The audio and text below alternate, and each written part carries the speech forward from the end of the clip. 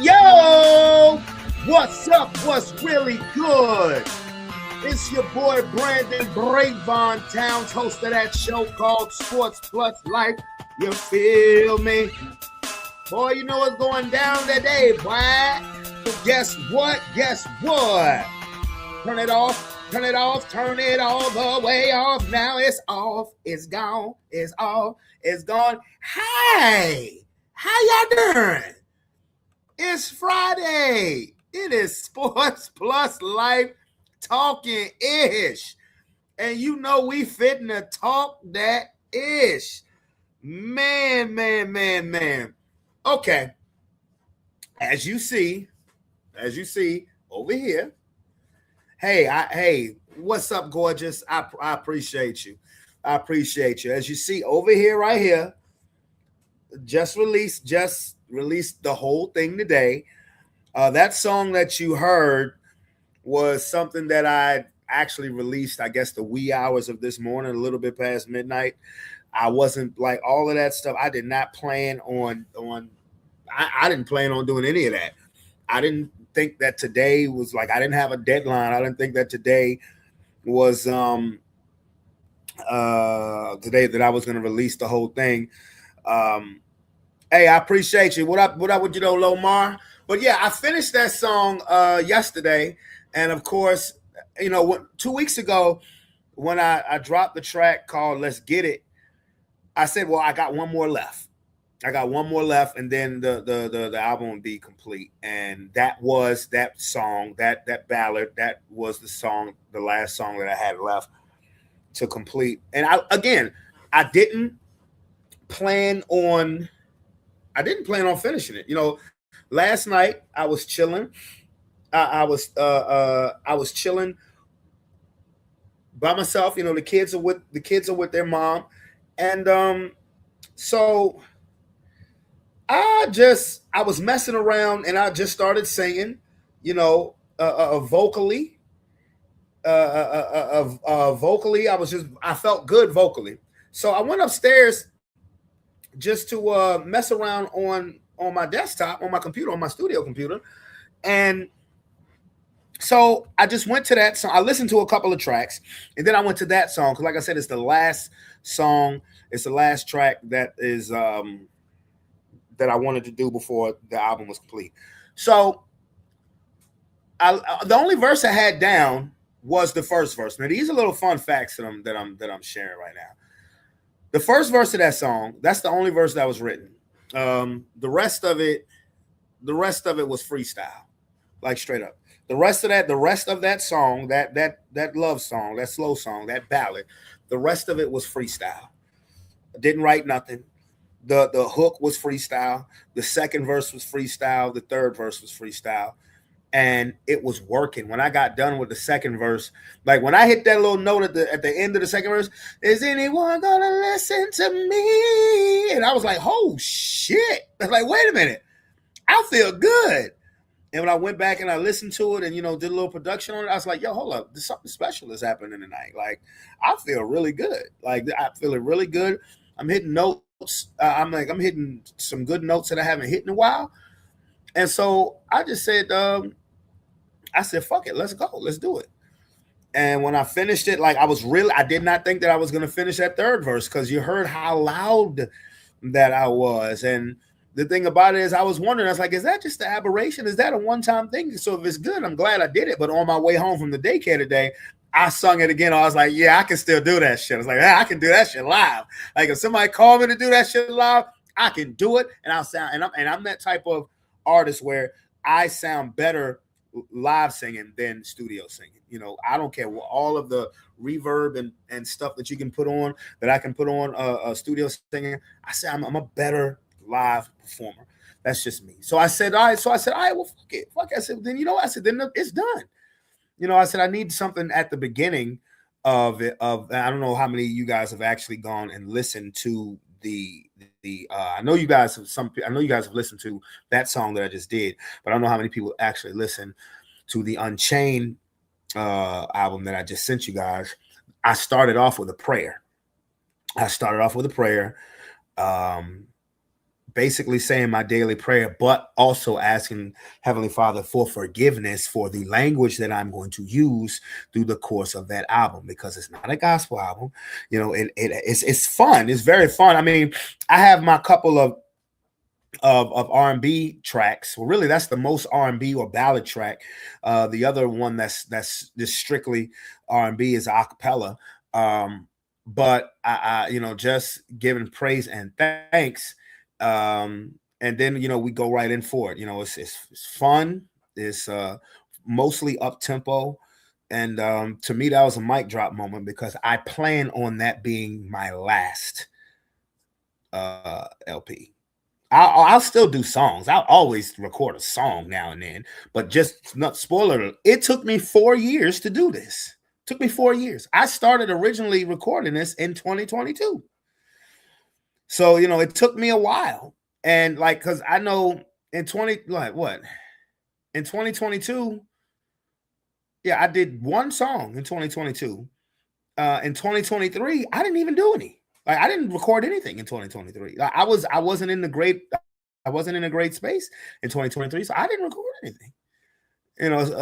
So 2024 I did, and 2025, and particularly the beginning, the first half of this year, I've been putting in some work, but I just wanted it to be.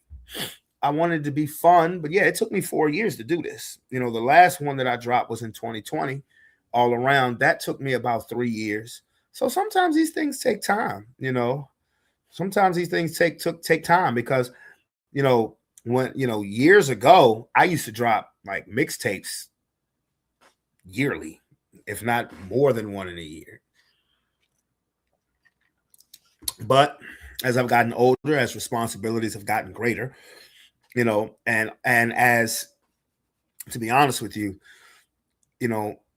it's not my top-notch mission. It's not my mission to be famous in the music industry, especially with everything that we figured out, that we found out of what goes on in the entertainment industry. That's not, I do it now. I do this. I do it because I can. I do it because it's fun. It's a hobby. It's an outlet. I don't do it to try to get a record deal. Man, fuck a record deal. I don't get it. I don't get it for I don't do that stuff for none of that. I don't do it for none of that stuff. I don't. I just really just do it now for fun. And I have to shout out my boy, right not too long before I came on live, one of my homeboys that I grew up with, he family, Brian Hayes, he hit me up about the song, the I Know song, and he was just like, he just gave me a lot of compliments and complimented my voice and said that song hit him correctly at the perfect time. And he said he's going to let his lady hear that song. And that make me feel good. So, and he does rock. And when I'm talking about a hell of a guitar player, I'm talking about, boy, is a beast. He's a beast. Now, we do need to collab on some performance type stuff, because that is like a long time overdue. Something long overdue.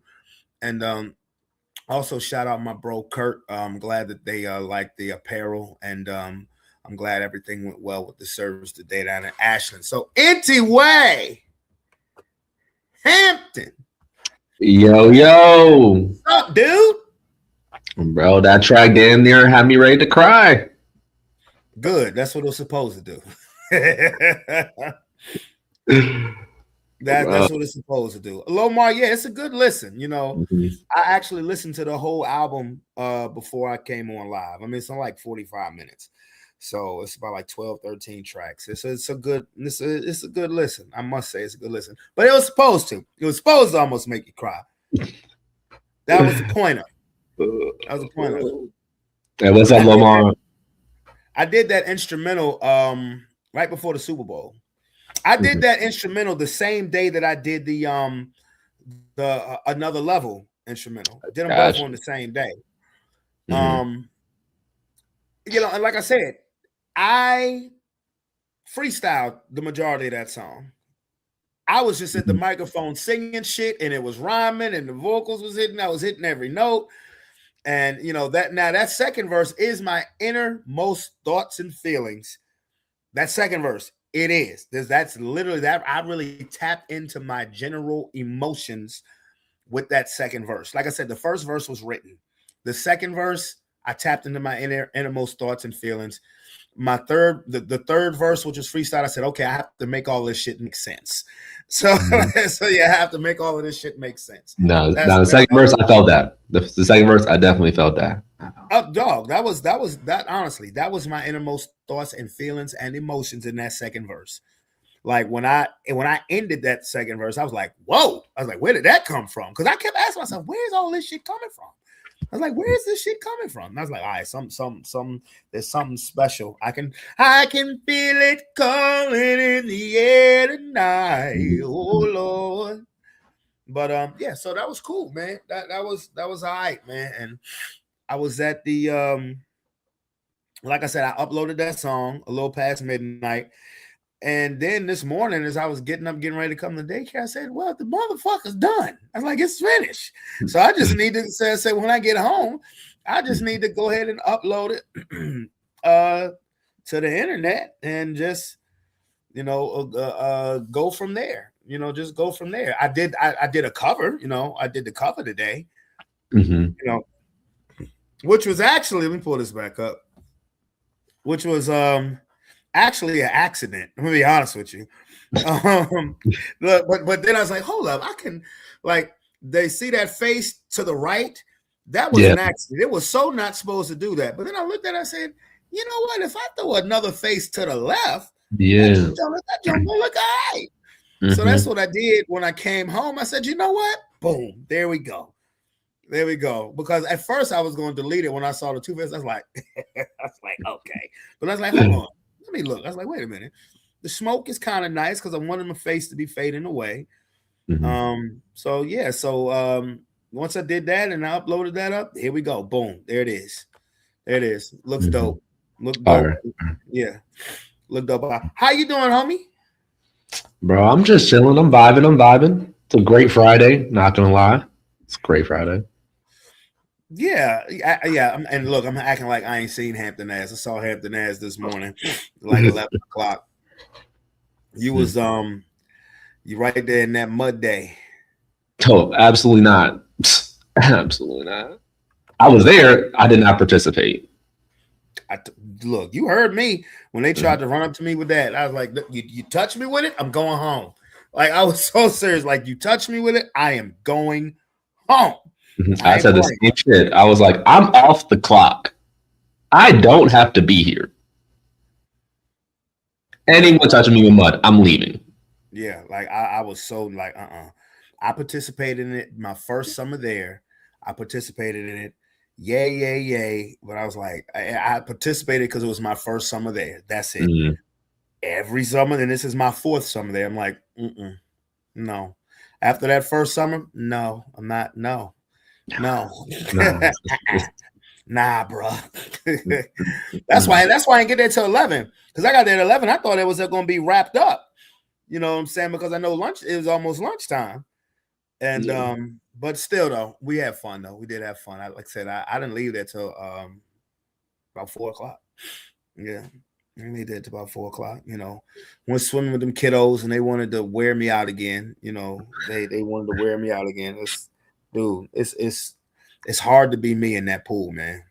It is. Cause I mean, when I tell you they're pulling me every which way, like I'm a floaty, like I'm a play toy. I'm so serious, man. I'm so serious. But what are we going? Oh, so much stuff to talk about today. What are we gonna talk? We got NBA trade talks, we got NBA trade talks. We have the World Cup. USA took an L yesterday, but it didn't matter. It really didn't matter. No matter. And also, why am I like? I have to start paying attention to things because remember that video I showed of Damon Dash when he was talking shit about everybody when we watched that, and that pure comedy. I didn't know that he released the diss track, reference around that same subject. It's called Cheap Teeth. Like, I'm so serious. I'm not making this up. I saw this yesterday. I was like, all right. And I was like, 9 days ago. I'm like, how could I miss this? Like, my ears are not to these hip hop streets the way they need to be to these hip hop streets. So it's like, yo, what the hell? So yeah, I mean, it's not one of them joints where you can hit a whole song. You only hear it with him sitting in the car with, I guess, his significant other, but he's like cheap teeth, like cinnamon doo-doo and stuff like that. It's like I'm hey, bro, I'm not making this up, dog. I am not making this up. I promise you, I'm not making this up. But let's go ahead and get hey, Lomar. I'm not making this shit up.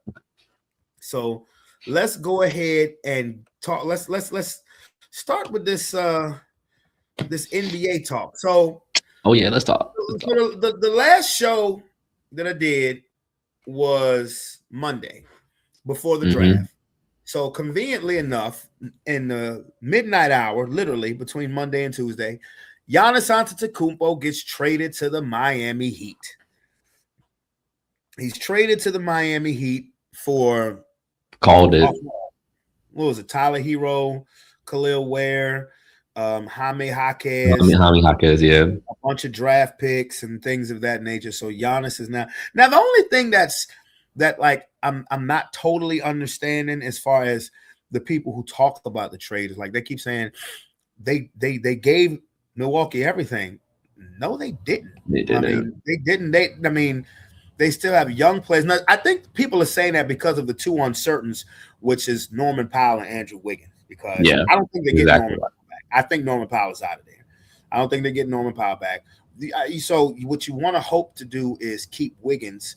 But that was the first trade. So before we go to any other trades, because there was another big trade that just, I don't want to say it moved the needle, but it definitely garnered some attention.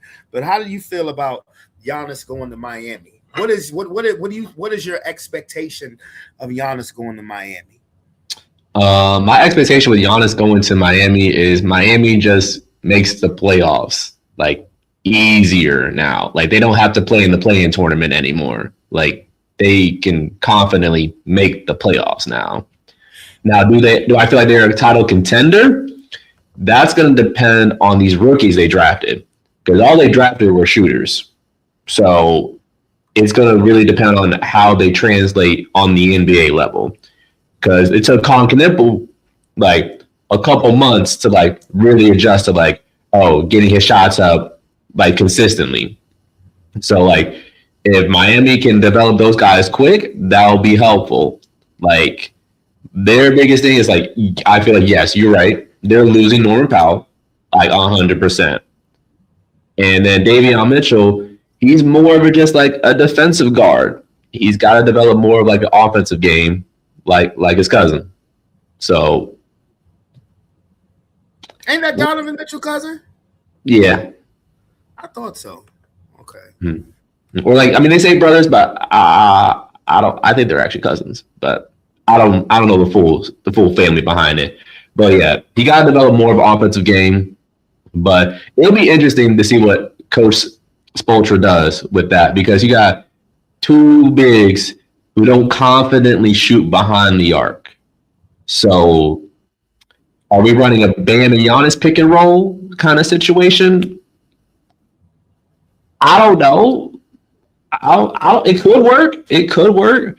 I mean, you do put Giannis next to like the second greatest scorer of all time. Shit gonna happen.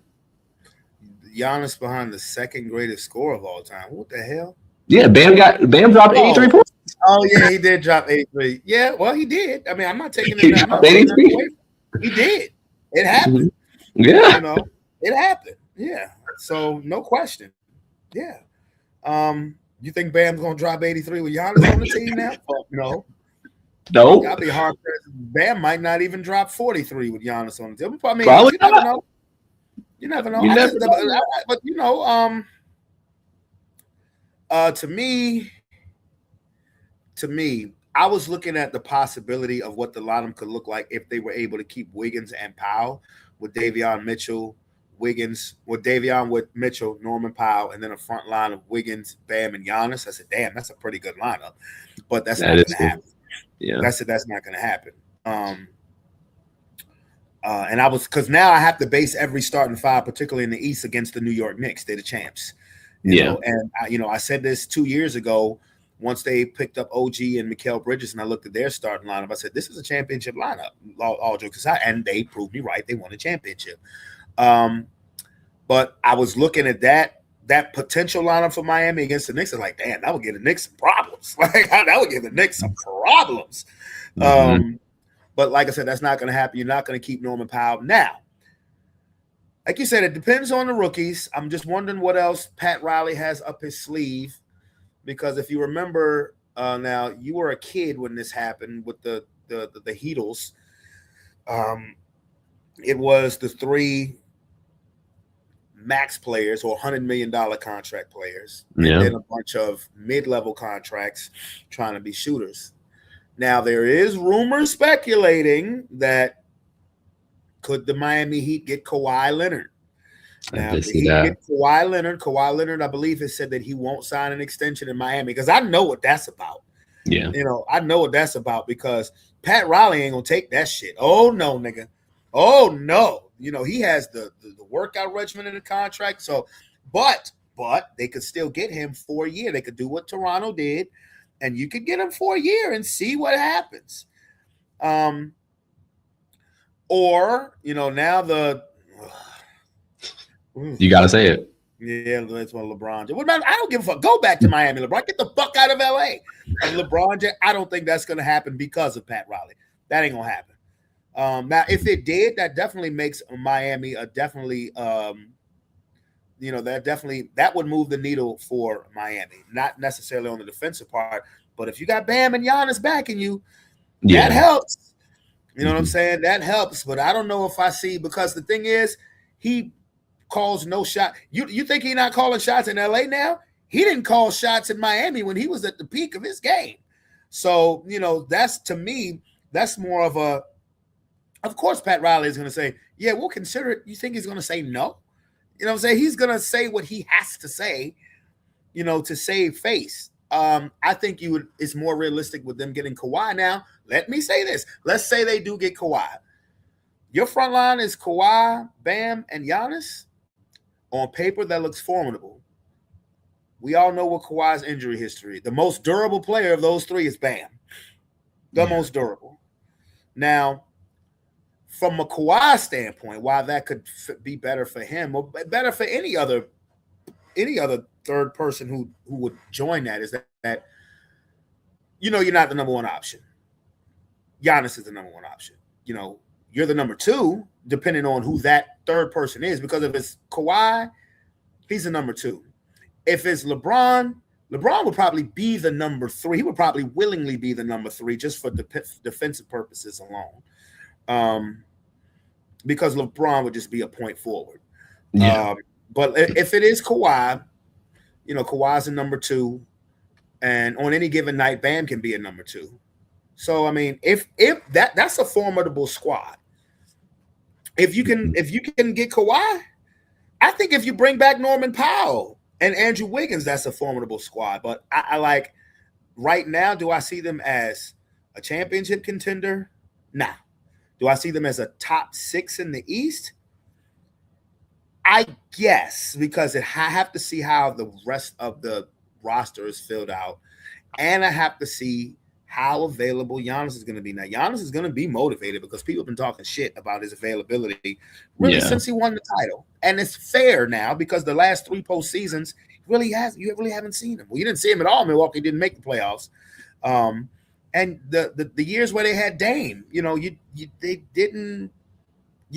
didn't see him much. So that's one trade. And the next trade, which just happened yesterday. Well, hold on. Let's get some reaction from the Giannis trade. Let's do that. I'm sorry. What up, homie? That my boy right there. Hey, yo, Brian, I shouted you out, my boy. I definitely shouted you out. I'm talking about a hell of a guitar player. Let's see. I think Miami had to do this. They gave up both an incredible amount, but also an amount that if I'm a Milwaukee fan, I'm like, wait, what do we get? I'll tell you what's left for Miami now. Basically, Giannis, Bam, Wiggins, Davion Mitchell, Bobby Portis, they got in the trade as well. And then Norm Powell, if they can re-sign him as a free agent. And then minimum free agents, and that's their team. Is Giannis on a better team now than he was yesterday?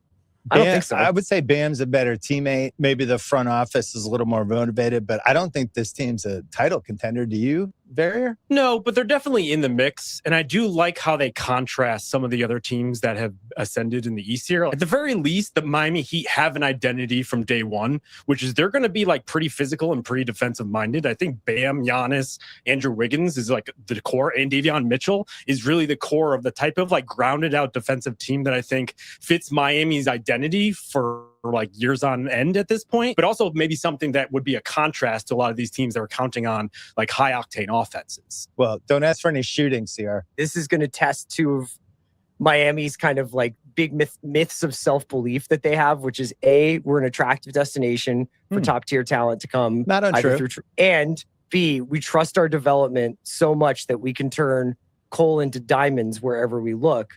And they're really going to have to dig now because they need to find 4 more guys. Like this might be a playoff team in the East, but this is not a title team. I think Miami had to do this. Okay. Well, first of all, one of those people is hey B, Brian. Hey, I've been doing that for a long time, and I was telling him about your ability to play the instruments, play the guitar, and I'm saying the collab for us is way long overdue, my boy. You family over here. Now, as far as the basketball goes, those are bitter Celtic fans. I just want you to know that. Now they were speaking. They weren't speaking wrong information. And we are horrible for not mentioning Bobby Portis in the trade. That's a big deal. The thing with Bobby Portis is, though, you don't want him to start if you don't have to. You want Bobby Portis to be that dog off the bench, that insurance policy if and when Giannis has to miss a game, or if they get Kawhi and Kawhi has to miss a game, if Bam has to miss a game for a reason. I'm not talking about all the same damn night, but should one have to miss, Portis slides in and you don't miss a beat. Bobby Portis going there is a big deal. He is, because he's a dog. Bobby Portis is a dog, and he got championship DNA too. He has championship DNA too. Now, the next trade that, kind of got a lot of attention was the Charlotte Hornets trading star point guard LaMelo Ball to the Minnesota Timberwolves for Naz Reid and a boatload of picks. Now, I want your reaction first.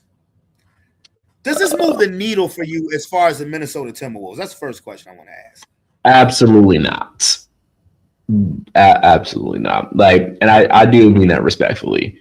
Like, for one, like, you got rid of, like, some of you, not necessarily your best players, but on paper, you lost like 2 of your best players this offseason. You lost Julius Randle, and now you lost Naz Reid.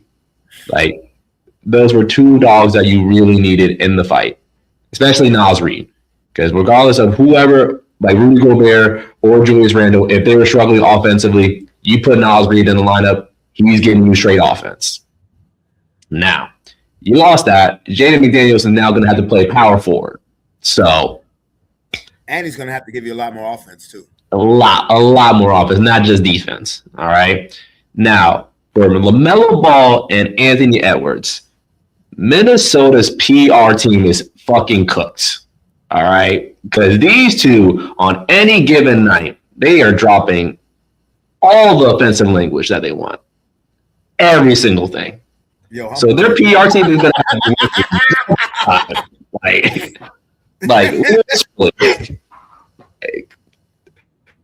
but like, I just don't get how they like really mesh. Like, I guess like it's another ball handler, so Ant doesn't have to worry about bringing the ball up. They gave Ayo a big old contract, so he's staying. Might even slide into the starting lineup. No question. So that could work. But Ayo and LaMelo as your 2 guards, not really giving you a lot of defense. They're giving you offense. They're running a 3-guard lineup. Because it's a lot of offense. Ayo is a guard. He's a guard. That's a problem. He might have to come off the bench. He might have to come. No, that's not happening. I know it's not. Not with the contract that he just got. Yeah, but it really don't move the needle for me at all. Like, I mean, asking Jaden McDaniels to play power forward, that's a lot. Like, that's a lot. I mean, I know we can probably do it, but like, you gave up a lot this offseason, and it doesn't really like you got like a lot in return, to be honest. Okay, from as far as a Minnesota perspective, doesn't move the needle for me much either because the Timberwolves just got so much smaller. Now you kind of figure that Julius Randle was on his way out the door based on the way that he performed in the second round against San Antonio, and that it wasn't all peaches and cream. Putting him with Anthony Edwards, and the fact that the guy you just traded him for became a dog and got a chip and was the defensive stalwart of a championship team. Rudy Gobert is supposed to be the defensive stalwart, and goddamn Cat goes to New York and he's a defensive stalwart, and they raising a title. They won a title. But this is a copycat league. You see, I don't know if you're paying attention to what's going on here. This is a copycat league. Oh, I've seen it. When you look at the San Antonio Spurs, you got Wemby and you have 4 guards. Maybe you could disguise one of them as a small forward. The 2 teams that were in the finals had 1 big man, 4 either guards or small forwards. That was the finals. You have the Spurs with Wemby, and then you have Castle, Vassell, Champagnie, and De'Aaron Fox. All of them are 1s, 2s, or 3s at best. At best is a small forward. You look at the Knicks. You got Cat. Then you got Brunson, Hart, Bridges, Anunoby. Now, Bridges and Anunoby are legit 3s, and you can mess around and play OG at the power forward and get away with it because of his build. But that's the it's a copycat league. That, like I said, that wasn't just one team in the finals. That was both teams in the finals. Now, does that mean that that's going to work? No, because you saw the Boston Celtics, for whatever reason, win a championship shooting up only 3s. And everybody you look at the Charlotte Hornets and teams like that want to copycat off of it. It makes me sick to my fucking stomach. It does. But it's a copycat league, and people, sorry, it was a moth in here. I can't. And people are gonna try to copycat, but it doesn't move the needle for me because one of Minnesota's biggest advantages was their size, was the fact that they were bigger and stronger than people, and you can easily say that they didn't return back to the conference final this year because they were an injured team. Yeah. Anthony Edwards was not at full strength. You could make the case that they would have beat the Spurs. You could make a case that the Spurs got through the West largely because stars were injured on other teams. No, I agree 100%. Like, you give Anthony Edwards both his legs, they're winning. Not even probably. They're winning.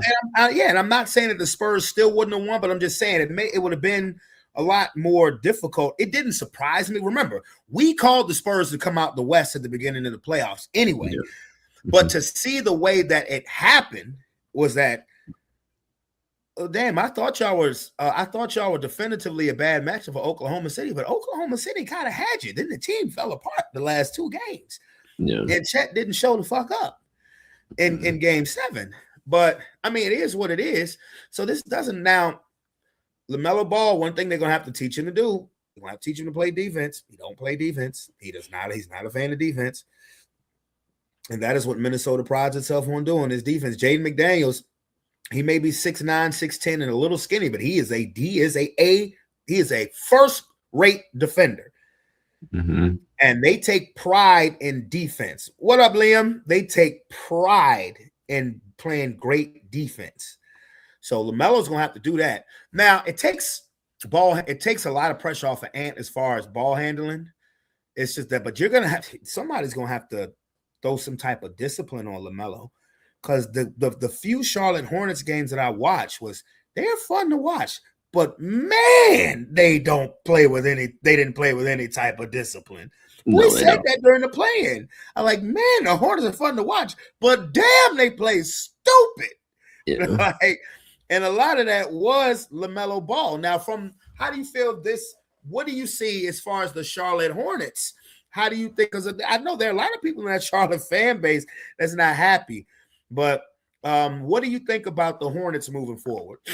I mean, I think the Hornets, honestly, without LaMelo, kind of look a little bit better, because a lot of their messing around did start with LaMelo Ball, if I'm being honest. Like, he is your main point guard. He is your star guard, and everyone kind of followed his prowess, to say the least. Because especially when Brandon Miller came, it was like, oh, is this going to be your team? And it's like, it didn't. That nigga was in the league until this past season. Be honest. Yeah, like Brandon Miller really was supposed to be like, it was supposed to be his team. And it's like LaMelo came, and it's like, well, all of our energy is going to LaMelo. LaMelo was there first now.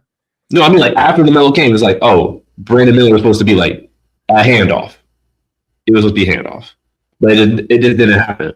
So I think without LaMelo, they can start to form more discipline. I do think that. Because I do think Khan wants to play winning basketball. He's the one person on the team that actually wants to play winning basketball. That's the part that I have to see to believe. Con Knipple can play, but is he that dude where you're building I could see Cooper Flag, but to me, Con Knipple was catch and shoot. Now, we talked about this earlier, the day camp. Maybe he develops a handle, and maybe he becomes that. Now there are a lot of shooting guards who were the star of the team, like particularly when I was growing up. You had the Reggie Millers, you had Glenn Rice, you had players that was like that. Klay Thompson was definitely a star too. Klay Thompson wasn't, he was. You can argue he's actually a more pure shooter than Steph Curry. To be honest. Yes. If you actually watched them both shoot, I mean, Klay beat him in a 3-point shootout. Like even form, like Klay's form is textbook. Yeah, Steph is not. Yeah, that's the thing, though. Brandon Miller also has to stay healthy. Because I'll be honest, I saw like the way Charlotte finished the second half of the season. It reminded me of the way OKC finished the second half of the season in 2023, where I was like, "Oh damn, they about to be a problem." And that's when they had SGA, because SGA was there, Dort, Giddey was there, Josh Giddey, and I was like, damn, I was like, yo, they gonna be a problem. Of course, they trade Giddey, but they've been off and running ever since. Now, they are going to be a more disciplined basketball team. They're going to be a more disciplined basketball team, no question, because they signed Kobe White when they signed Kobe White to that 3-year deal. Khan, Miller, Miles Bridges, and now you can throw Naz Reid in there. Let's see if they can get past the play-in. Yeah. To me, I think it moves the needle more for Charlotte. But star power definitely goes Minnesota's way, because it's like, who's going to be that next team in the East? Everybody, I was ready to hand it to Charlotte, but now niggas might be right about Washington. Niggas might be right about the Wizards, especially if they bring. But see, when they say they bring back AD, yeah, all right. Is AD going to play in 40 games? Yeah. I'm just saying. No, I mean, you're saying it right. I mean, Trae Young also got to stay healthy. Him too. Him too. Let's get some reaction from the LaMelo Ball trade, just around the sports world. In honor of LaMelo going to the T-Wolves, shout out to my guy LaMelo. What's a major NBA trade you want to see this summer? That's a good question. I have a double. Major trade. I think we just saw the craziest. If you had a party with every current NBA player and you made an announcement, raise your hand if you love the New Jersey Nets. None of the current Nets. You're like, whatever. One guy would raise his hand. You had an answer? I would like to see the Celtics get Denny Avdia. Kyrie to Brooklyn. I just thought of one now. What? Now the Hornets need a guard. Bring him home. No. Bring him home. Bring him home. Steph. He lost his fucking mind. Ain't bad. I mean, I don't think Steph. Second part of it. The Nets abandon their Spurs-esque color scheme and go back to 70s Dr. J Nets era. What they're doing right now does not work. No one rocks with it. I mean, they could try to get De'Aaron Fox, Naz Reid, got the young boys. What is Minnesota doing? You know what wins in the NBA? I can say this now, I'm a grandfather. Responsible, mature adults. That's who win in the NBA. Walk through New York all day today. You will see more Ecuador jerseys than New York Nets jerseys. You know what the Knicks had? A bunch of adults. The Thunder, you know what they had? A bunch of corny adults. The Celtics, adults. The Nuggets, adults. So Kyrie to Brooklyn, back to Brooklyn. I don't know how they do it, but that almost has to trade for Kyrie, and then I would take them seriously. It's Miami. I said that out there. That'd be great. Miami's very interesting. That would be great. But I just don't think they have the assets now.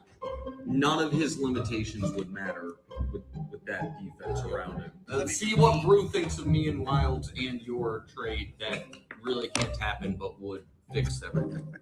Kyrie to Miami. Oh gosh, I love that. That'd be great. That's better than mine. Well, that's For the problem. Giannis. The hang up is we already traded away all our picks and Norman Powell and Wiggins. No, Kyrie would be awesome there. But you know what? While we're at it, if they got Steph, Okay. In honor of LaMelo going to the T-Wolves. Okay, now before look, you put Kyrie on Miami. Now we talking. We're talking. Yeah, you know what I'm saying? Now we're talking. You know what I'm saying? You put Kyrie in that's not gonna happen. Like I said, they don't have enough to offer Kyrie. Even though I would say that look, Kyrie ain't played in over a year, nigga. What you talking about? He's on the north end of 30, like 32, 33 years old. That's how I would approach it if I was Pat Riley. Like, what do you mean? We ain't got enough assets? How much you actually think you're getting for Kyrie? 32, 33-year-old point guard player ain't played in a year and a half coming off of Achilles. Yeah, we know. I don't care what you doing in the playground, nigga. This NBA ball. I would try, and as soon as they trade, we'll agree to it. And as soon as it's official, sucker, and then I'm off running. Like, I'm serious. You put Kyrie on Miami with Bam and Giannis, now you got something. Oh, they winning it all. No. They winning it all. They're winning it all. Mm-hmm. I will say this though. Mm-hmm. It wouldn't shock me if they got to the East, if they had that trio and the rosters filled out correctly. It wouldn't shock me to see them get to Game 7 of the conference semis or even the Eastern Conference Finals if they're healthy. Mm-hmm. Because mind you, you're talking about a whole team now. You know what I'm saying? Yeah. Miami's not getting you. If you bring Kyrie in the mix or Kawhi or especially LeBron, you're not getting younger. Okay, it's like straight up. You ain't getting younger. But, I mean, could this work for a 2 to 3 year window? Maybe. Now, as far as Minnesota, what Nick Wright was talking about, mature adults, he does not take LaMelo Ball seriously at all. He calls him an unserious player. I mean, who does? That's real talk. That's real talk. Now, before we get to World Cup, have you heard about Jaylen Brown still going at it with Stephen A. Smith? Yep. Oh my God. Bro, NBA trade talk. How about the Celtics trying to trade away Jaylen Brown? Yo, bruh. Let's hold on. Let's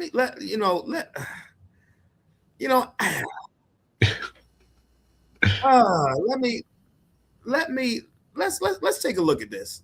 Let's take a look at this because I'm not like what I'm just kind of confused at Jaylen Brown right now. I'm kind of confused. Like, you're kind of mad. You're mad at the wrong people. You're mad at the wrong people. Let's check this out.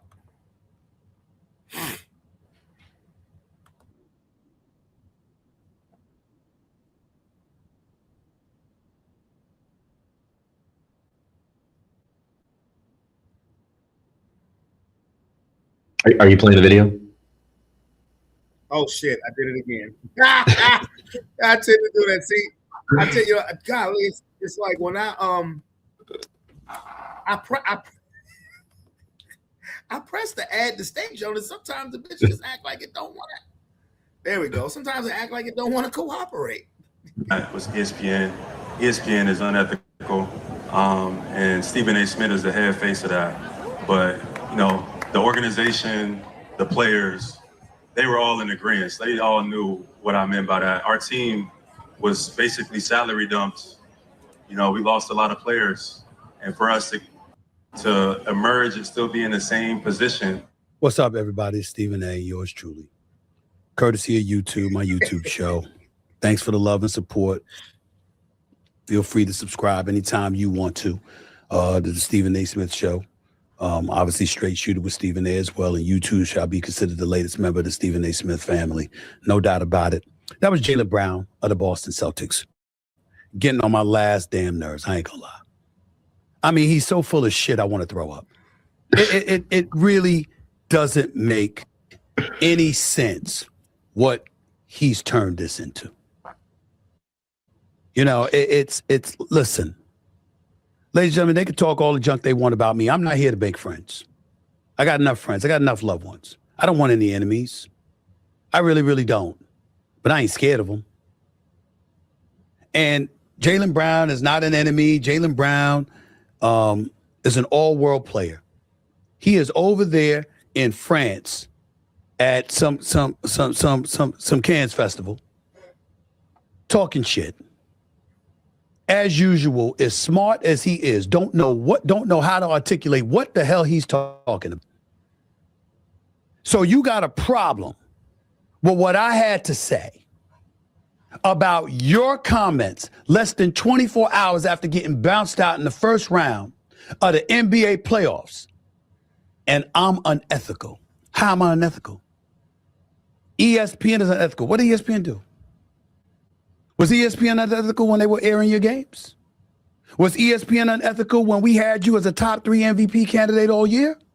Was ESPN unethical with time after time after time again? You can see sound bites, us applauding your intellect, your brilliance, your philanthropy, your play on the court. Were we unethical then?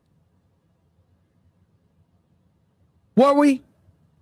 But the second we don't like what you said because we think it is counterintuitive and counterproductive to your affiliation with the Boston Celtics and your association and your connection to Boston Celtics fans, suddenly we're unethical.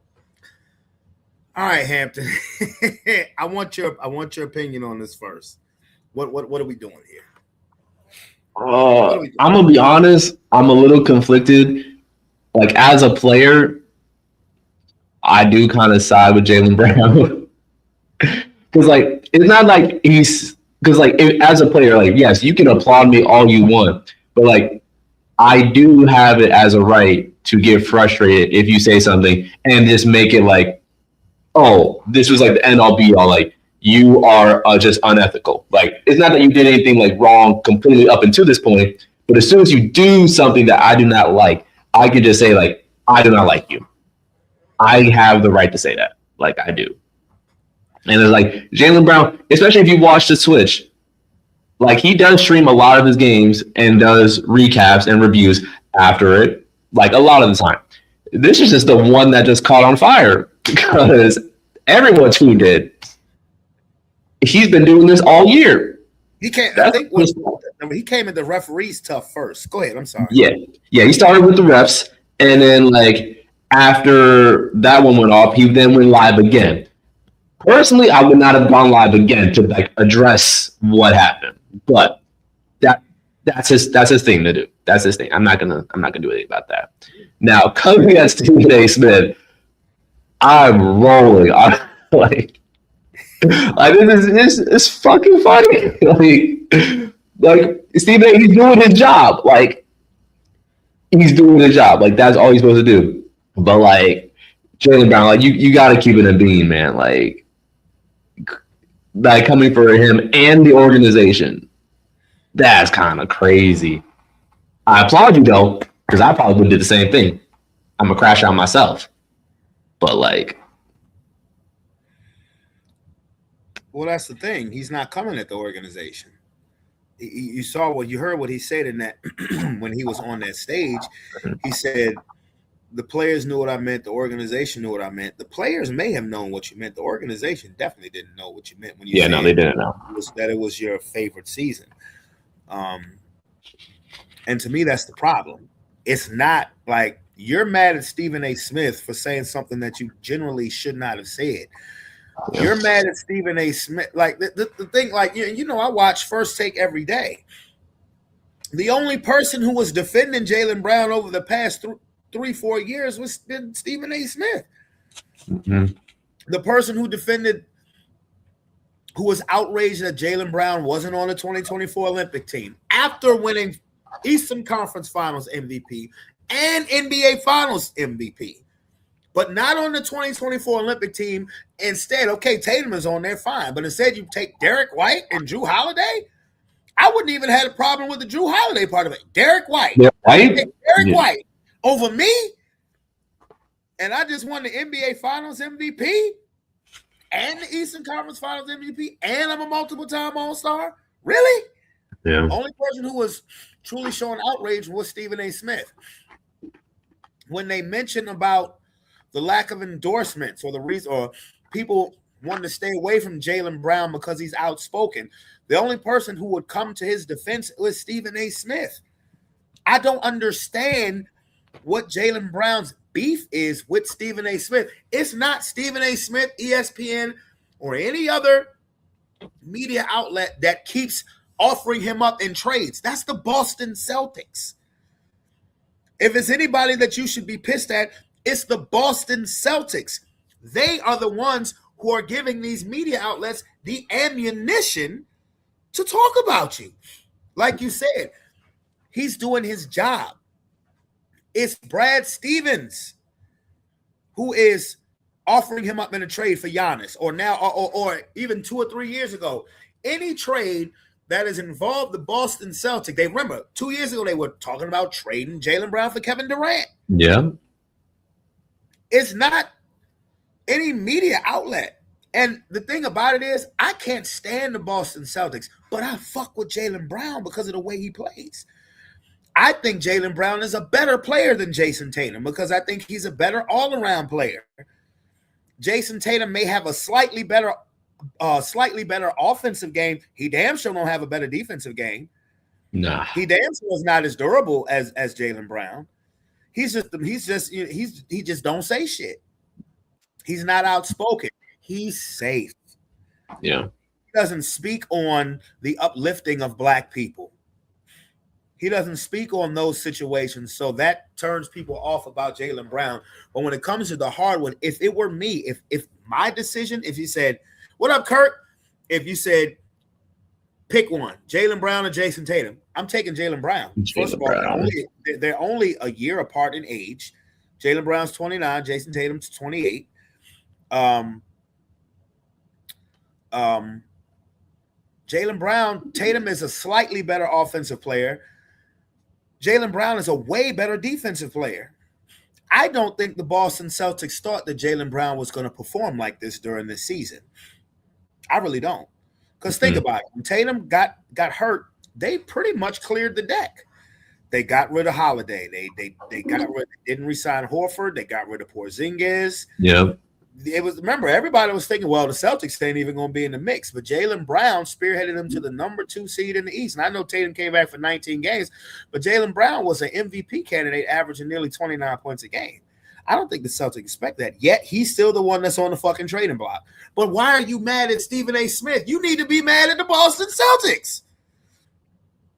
I think when Jaylen Brown gets traded, I think he's going to go scorch earth on them niggas. I think so too. And at this point, I wouldn't even want to be in no dick in the booty ass Boston. I wouldn't. I think he really is going to go scorched earth on these niggas. Mm-hmm. But again, that contract. Who's going to take that contract? It's worth it. I believe he's worth it. It's kind of like the Charlotte Hornets with LaMelo Ball. They got off of that contract because LaMelo was about to be up for another extension that would have been north of $300. These teams are paying attention to that, bro. They are paying attention to those contracts. And Jaylen Brown was the first player to sign the $300 million contract. You know, he'll be up for another extension, 2 years, like $144 million, talking about over $70 million a season. Yeah. They're paying attention to these contracts. And you're outspoken. So, I mean, like, I think that Jaylen Brown challenged Stephen A. to a debate. I don't know if you knew that or not. I did. About ethics. Yeah. But I think if and when he's traded from the Boston Celtics, he gonna go scorch earth on them niggas, and he should. But to be honest with you, he needs to meet up with Stephen A. Smith because really he's been the only one who has publicly defended him at every turn. I have to ask Jaylen Brown, what is your problem? What did he do? What did he do other than defend you at every turn and highlight how you're not being treated fairly in NBA circles? Now this is Mike said, my opinion, you're better than Jason Tatum. That's my opinion, because you're a better all-around player. Now, if I was you, I wouldn't have came out and said it was my favorite season. I'd have kept that one to myself. I would have kept that to myself too. Like, blame the referee all you want. You ain't the first player to do it. You ain't gonna be the last. Coaches do it too. But that specific comment, I'd have kept that one to myself. That would have been in-house, in my house, in that man cave that you do your Twitch streams from. Matter of fact, no, you said it at. Yeah. Yeah, it would have been in the man cave, but it wouldn't have been on record. We wouldn't have been live. There you go. There you go.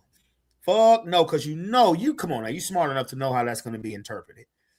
And okay, if you want to be a number one option on a team, fine. You earned it. You showed that you can be a number one option on a team that won't supposed to do shit. Yeah. So imagine if you put on a team where you're the number one option. Let's imagine if they traded Jaylen Brown to Dallas. They're not. But imagine if you put Jaylen Brown in Dallas. He ain't deferring the Cooper flag, and nor should he. But they're not. They're not going to do that because Jaylen Brown in Atlanta. Put Jaylen Brown in Atlanta. That was the main team I was hearing about. Put him in Atlanta. Who you giving up though? CJ, get out of here. They just re-signed him. Don't care. They're not giving up CJ because he's your point guard. Jaylen Brown's not a point. Yeah, he's a solid number two. You can play him as a number three, but he's a legit number two. But are you giving up the kill? You give up that one first overall pick that they had a couple years ago. He don't even play anymore. Dyson Daniels? You giving up Dyson Daniels? Can't give up Dyson. You can't give up Dyson. I would for Jaylen Brown. I fucking would.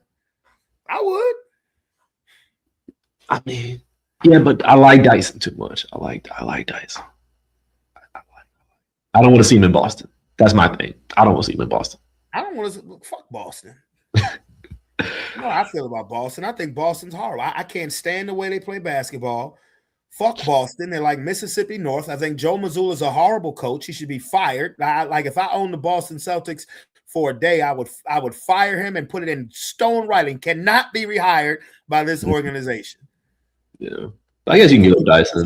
As long as you don't give up Jalen Johnson, I think you're all right as Atlanta Hawks. As long as you don't give up Jalen Johnson. Again, who's going to take Jaylen Brown? What team? The best possible scenario was Giannis. They tried to get him over with Minnesota, but Minnesota said, I'll go with LaMelo. Mm-hmm. Because, and I can kind of understand that because they wanted a legit point guard. Yeah. Because Mike Conley is going into year 20. Shout out Mike Conley, man. Shout out Mike Conley. Hey, he was there getting buckets in the playoffs, though. Once upon a time, Mike Conley was the 3rd overall pick in the 2007 NBA draft. Mm-hmm. That man's a dog right there. One pick after KD. That's a dog right there. That's a dog. Memphis Grizzly legend. Where's Jaylen Brown going? He's staying. I wouldn't want to stay. He ain't got no choice. Again, you're mad at everybody else, but it's the team you've been playing for that constantly has you in trade rumors. That's where the ethics comes into play. I can trash everyone else except for the team I'm on. That's the ethics. My ethics would have been out the motherfucking window. I'm telling you, wait till you get out of Boston. Wait till you get out of Boston. That motherfucker is going scorched earth on everybody. He gets out of Boston. That's Unchained. Oh, was that a pun intended? Okay, I got you. I follow you. I'm with you. I follow you. I follow you. So, Now, well, there's nothing I can give you about the World Cup. So now we've reached the segment. Here we go. World Cup. Your time to shine. Awesome job. All right, World Cup. You talk while I go make a drink. You talk. Go ahead. You got it. I got you. All right, quick World Cup recap. For those who have not been paying attention to the US of A, we have moved on to the knockout stages. And this is great news. The USA also haven't been competing in the last 2 World Cups. So to not only make it to the knockout stage, but also win the group does put a lot of faith and belief into the team. Now, I know people did watch the last game and did see Team USA lose. If you watched the game, you can see why the team lost.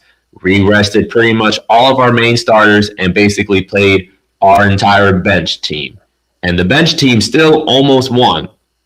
And so the starters feel great. Bench going into the next game does feel good. Confidently, I would say that we make out of the next group. We were going to be playing Bosnia, and on paper, we do have a better team. And then if we beat Bosnia, we'll make it to the round of 16. I do see USA beating that as well. I think if we make it to the round of 16, let's see who we might play. We're going to play, I think as of right now, it stands as either Egypt or South Korea. I think USA can beat them both.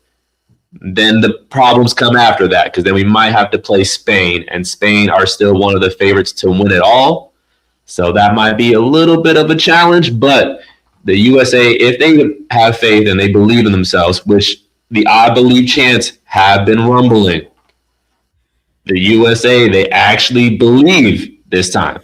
The team has not believed in themselves since Landon Donovan was on the roster. Landon Donovan hasn't kicked ball since 2014. Kick ball. Yeah. I'm sorry. Go ahead. Yeah. But no, yeah, you're good. But other than that, like the World Cup, we've been getting a lot of history too. Lionel Messi, he is now the World Cup all-time leading goal scorer and counting. I did see that. And we still got another youngster, not really young anymore, but he's like 26, 27, Kylian Mbappe. He is knocking on the door. He is like 2 goals behind him, and he's also like 10 years younger than Messi. So if he doesn't break it this World Cup, Mbappe was probably going to be the all-time leading goal scorer in the next World Cup. And another fact for Messi, yeah. I mean, Mbappe, he's next up. Like his very first World Cup, he won it all. So his second World Cup, he got second. This is his third World Cup. We'll see what happens. But right now, France are looking like the favorite, and Mbappe does play for France. So he could be putting up some numbers. Another thing for Messi. Oh, go ahead. Ask your question. I'm just saying. So, when's the next time US plays? Next time US plays is next Wednesday. And they're playing Bosnia. They're playing Bosnia. We should win that game. We should. He's saying we. There we go. Okay. Yes. Yeah, motherfucker. Motherfucker is we. So, so who do you think would possibly have a chance to upset USA? Upset? I mean, the USA is going to have to be doing the upsetting. Because like after the first round, USA is not the favorites to win any of the other games. Like they can win, but they're not the favorite team to win. Like I would say, like yes, USA is better than Bosnia, but if they play either Egypt or South Korea, Egypt and South Korea might have like a couple better players, but team-wise, they have a worse team. So they wouldn't be. I guess they would be upsetting us if they beat us, but I don't even know if South Korea is even making it out yet. They still have to play tomorrow to see if they even qualify to get in. And then Egypt are playing tonight. So they still have to figure out if they win or tie their match, if they're even in the next round. So it was like it's It's So close. it's like a week left in the World Cup. No, the finals is not till like July 19th. Oh, July 19th. You know what day that is? I think it's someone's birthday. I think it's, I don't know, some DJ. That's a Sunday too. July 19th is my birthday, bud. Mm-hmm. Yes, sir. It's crazy because I got to sing with the men's choir that day. First time. And after you sing with the men's choir, you can watch the World Cup final. The fuck I am. The fuck I am. I'm not even gonna sit here and lie to you. Shit. No, I'm not. I ain't going to work that next day neither. July 20th. Shit. Okay. Yeah, all right. The World Cup will be watching me. But then you never know. You never know because I ain't do shit Father's Day. So you never know, man. Mm-hmm. I'll be honest with you. You never know. I might just, but now if the USA ain't playing, I'm not gonna watch it because I don't know what the hell is going on when the USA is playing. I just know it's a big clock in the top right hand of the screen that's counting about an hour. Is it an hour? Yeah. No. What is it, like 100 minutes? They play 90 minutes. Oh, okay, an hour and a half. Mm-hmm. But it's two 45-minute halves plus extra time. 2 45-minute half. Boy, you got to be in shape to play soccer, boy. Yeah, you do. They do something different with the World Cup though this year. They added hydration breaks. That's smart. It's really just for them to do ads. I mean, hey, yeah. Call it what you want. Yeah. So basically, like they're basically giving like the teams timeout. So let me ask you something. Do you have to go to the daycare next week? Because you know Friday they close. No. Okay, so so you got a week. You don't have to go back for 2 weeks. Mm-hmm. So, yeah, 100%. They're like, see you next week, Coach Anthony. I'm like, I'm not fucking being here. Okay. All right. Well, any more World Cup news, my boy? No. Okay. Because I'm probably when the World Cup is over with, I'm probably going to take about a 2-week break to rev up and get ready for football season. You know, as you should. Because you know, once football season comes, you're talking about 6 months straight. Mm-hmm. 6 months straight of 3 shows. Then between the early of the week show, the Talkin Ish, and the post game show. Mm-hmm. But now let's talk that Ish. Dame Dash. Cheap teeth, though. Dame Dash came out, like, remember, 2 weeks ago, me, you, and Kia were on here watching this Dame Dash Art of Dialogue interview, and I did send Kia a link. I don't know if she checked her email or not.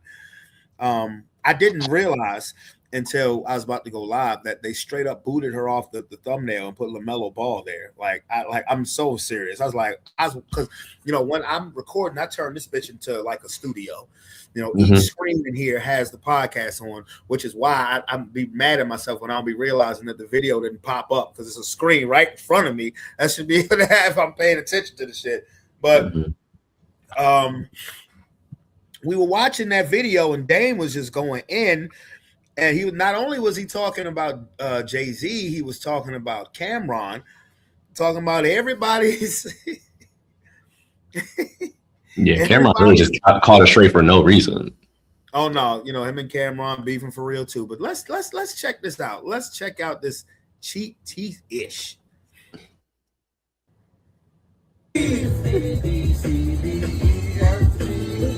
For the hustle, so happy it's you. Point him out, couldn't miss him in that stupid ass suit. I'm sorry, I know it's elder abuse, but somebody needs a stinking, and I think that it's you. Now, okay, that's not doing it justice. Let's try again. I heard you made it disrespectful. For the hustle, so happy it's you. Point him out, couldn't miss him in that stupid ass suit. I'm sorry, I know it's elder abuse, but somebody needs a stinking, and I think that it's you. Who the fuck disrespects that OG? The motherfucker helped you, and he helped me, and I think it's something plain to see. You're starting to look gay like Jason B. And the man that we breast stink too. Matter of fact, all y'all breast stink. Y'all the breast stink crew.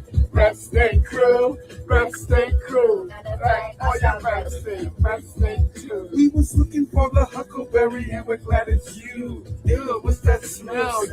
Doo-doo. P-U.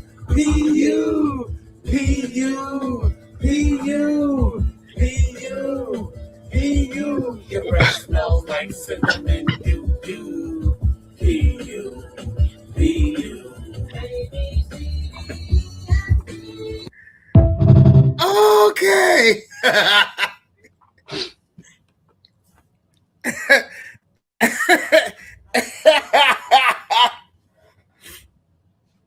A, B, C, D, E, F, G. Let me play it one more time so it can resonate. Oh my god, bro! I'm about to start doing that to the kids. I already made it dyslexic. We were looking for the huckle, so happy and spewed. Point of mouth, couldn't miss them in that stupid ass suit. I'm sorry, I know it's elder abuse, but somebody needs a spanking, and I think that it's you. Who the fuck disrespects that OG? The motherfucker helped you, and he helped me, and I think it's looking plain to see. We're still starting to look gay like Jason B. And the man that we breast stink too. Matter of fact, all y'all breast stink. Y'all the breast stink crew. Breast stink crew. Breast stink crew. Matter of fact, all y'all breast stink. Breast stink too. We was looking for the huckleberry and we're glad it's you. Ew, what's that smell? Doo-doo. P-U. P-U. P-U. P-U. P-U. P-U. Your breath smells like cinnamon. Doo-doo. P-U. P-U.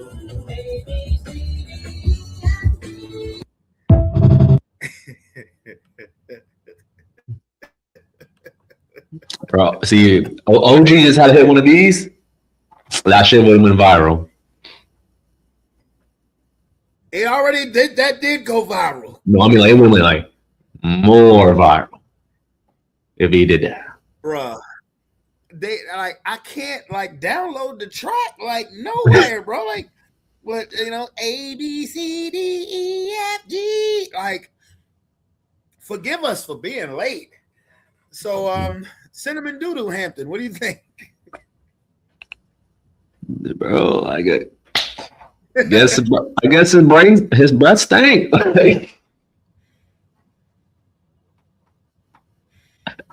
Yo. Oh, like, I mean, the bars are ass, but like, that part was kind of catchy though. Like, which part? They were getting into it a little bit, but the actual bars part was like, it was kind of mid. You should know that naturally this garnered responses from those who were being talked about. So, you should know. I mean, Cinnamon Doodoo, bruh. Cinnamon Doodoo. A, B, C, D, E, F, G. P-U. P-U. You smell like cinnamon doo-doo. I mean, we're talking about cheap teeth now. The funny part is like these niggas in their 50s who are just like, it's hilarious. It's hilarious. So you know the response is coming. I'm not gonna argue no more. Would you ever think that Cam would have big teeth or Fredo? Would you ever think this would happen? I never thought this would happen. I'm in the Look how cool I still am. I like this camera. Yo, because there's a lot of shit on the table right now. These niggas lost it. These niggas gotta be broke to do this shit. Why would you wear them stupid ass suits? He knows those suits are stupid. Those suits are terrible. Why would he keep doing it? To make me nauseous? Why?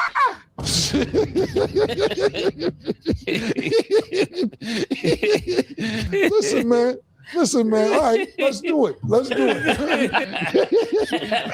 Who would put them big ass teeth in their mouth if they didn't have to? Who would do that? This is when you don't know you have anybody real around you, Murder, is that nobody told him this magic neither. Like, you're not allowed to have teeth snaps about anything. Ah! Cheap, cheap. I heard you made it dyslexic. Ew, what's that smell? P-U, P-U, P-U. Your teeth fell out on TV. You can't talk about anything teeth related. He said the line about your teeth tumbling out. You ain't feel the type of way. I got my teeth. That's an old joke. That was corny. He said something that everyone. I was expecting something clever. Like they didn't tumble out. But if they did, that was 2 years ago. That's so 2 years ago. 50.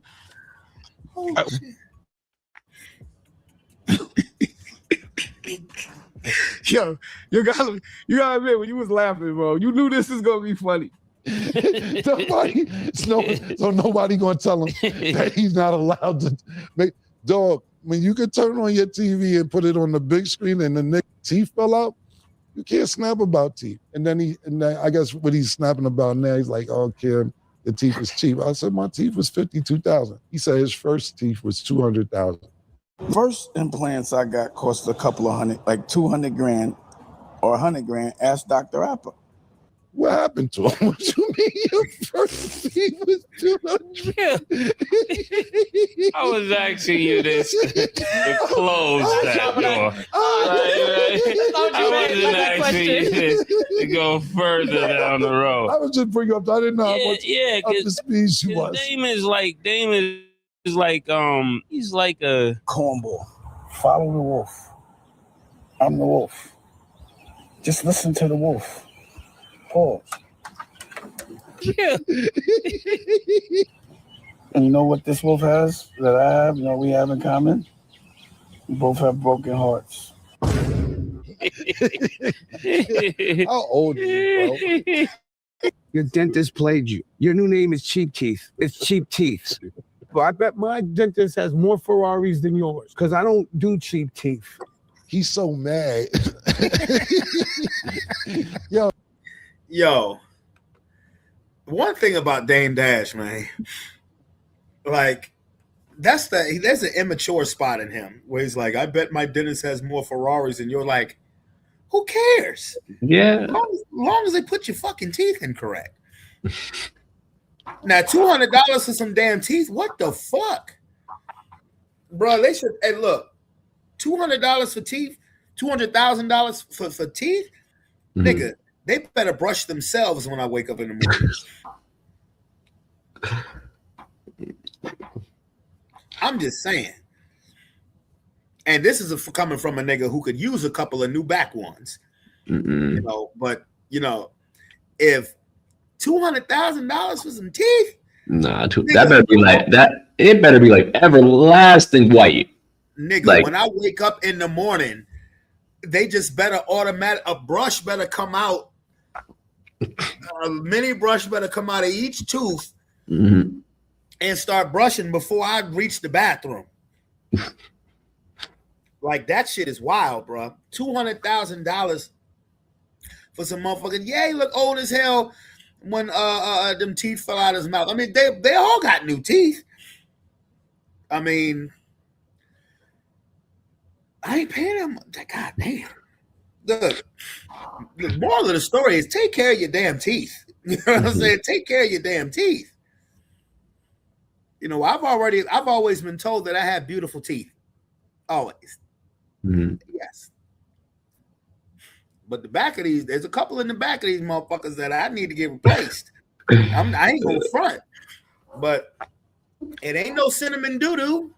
And it ain't gonna be $200,000. I promise you, my nigga. Oh.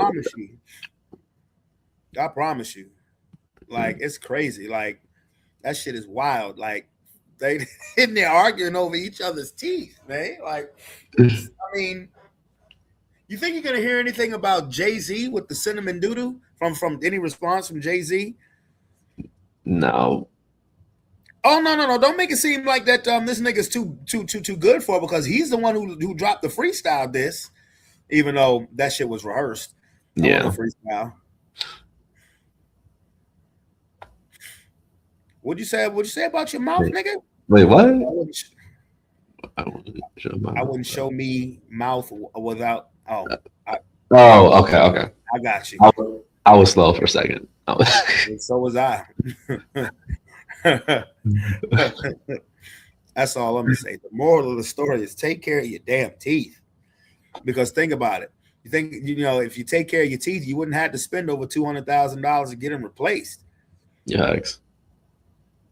I'm just saying. And doesn't that shit hurt? The implants and shit? Yeah, but I hear you get used to it quick though. Man, look. I can't like tooth pain is different. Mm-hmm. Like I can't fuck with it. Like I'm gonna be honest with you. The next time I gotta go to the dentist to get any type of work done, nigga, I'm just gonna have to pay to play, nigga. You got to put me to sleep. I'm serious. You got to put me under. And I can take pain. Shit, I got tattoos. So I can take pain. But tooth pain is different. That's a gateway to your brain, nigga. That's the last time I smoked weed because I had such a bad toothache. But like that's different, bro. So the next time I get any type of dental work done, you got to put me under. All the way under. Even if it's just like a little cleaning? Oh no, cleaning's fine. I'm talking about anything that involves anything being removed or anything like that. Mm-hmm. Anything removed, implanted, no, you got to put me to sleep. I don't give a fuck. Whatever the bill is what the bill is. You got to put me under. You got to give me that anesthesia. Even if it's just for 15 minutes where I'm going to be under, I don't want to feel shit. You know what I'm saying? Whatever pain I got to deal with, I'll deal with it when I wake up. I'm serious, bro, because I can't. No, nigga. No. That's another reason why I'm grinding so hard. So I can once the home front and stuff is straight, there's things that I gotta focus on. And that's for me personally. Yeah, I want to get these couple of back joints taken care of. One step at a time. Yeah. Because I don't mind getting two new back teeth. That ain't a whole mouth. You know what I'm saying? I don't mind getting that. But still, put me to sleep. Put me to sleep. And then do your work. I think about that with every shirt that I press. Yeah, gotta get that shit done.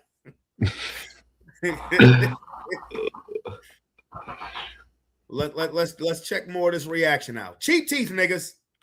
How mad you gotta be to be like, yeah, I was gonna tell the nigga can't fuck him, but I was so scared my teeth was gonna come out. So I'm not gonna say fuck him now. But now I can say fuck him because I know my teeth gonna come out. And matter of fact, Kim, your teeth are cheap. Since I've got my teeth back, I can really clearly say fuck you. The last 5 years they were loose. I couldn't say confidently. I thought they'd fall out. Look, it won't come out. There's nobody around him to tell him, yo, bro, I'm gonna be honest with you. You probably shouldn't snap out teeth ever. Like that's what you shouldn't talk about. He has no shame either, though. He has no shame. He has no shame. You don't to care. me, this is when I see him mad, to be honest with you, I laugh because I'm like, this man, I fuck with the and he snapped so good over the years. She snapped real good. He'll heat you up. And to see him losing a snap contest online, I love it. I love to see him losing this battle online because people in the comments are heating him up. And like you said, like he don't care. No, he don't care. To me, I love it because he don't even. That's what's even crazy. He don't even know he's not winning the snap battle. So it's funny. And I like his suits, by the way. Those suits are terrible. Those suits are funny. Those suits are terrible. And he dresses funny. Oh yeah, listen, I don't be knowing what's going on. Let me tell you something. With me, I don't know what's going on unless Sin said to me, Shug said to me, Nick tell me. I don't know. I can't watch what niggas is doing because you're not going to win if you keep watching what everybody else is doing. I guess he's saying, you telling me that he's on my suits sheet. Steve Harvey. They're like old school Steve Harvey suits now that you're a sportscaster. Yo, bro, suits is tailor made. Everything is made to fit. Even if I gain weight, lose weight, I go back and get measured pause so that they fit exactly right. People keep talking about me in interviews, especially people with really tacky suits. You off the rack. It's sad that you off the rack at this point in life. He gonna tell you make his own clothes. Yeah, He's his own boss. Yeah, he do. He got the girl who rapping there doing the clothes.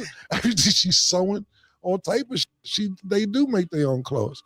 You know, for some reason, like people keep talking about me in interviews. No, you keep talking about me. They run to the radio, run to the internet, run to me. You know, Cameron. Cam.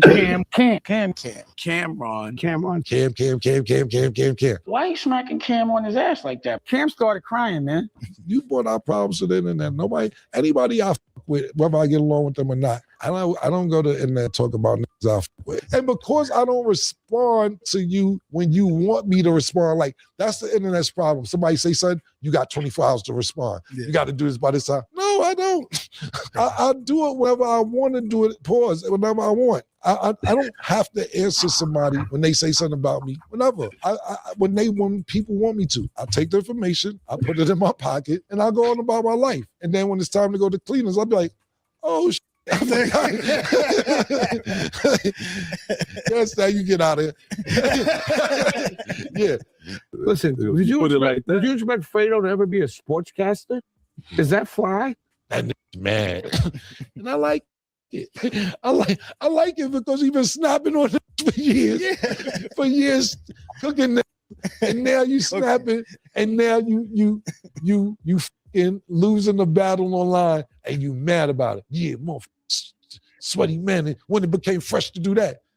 You thought the pink and all that was going to equate to, hey, live from this, and I'm going to talk about sweaty men all day? That's not no fresh. Fly niggas don't talk about sweaty men.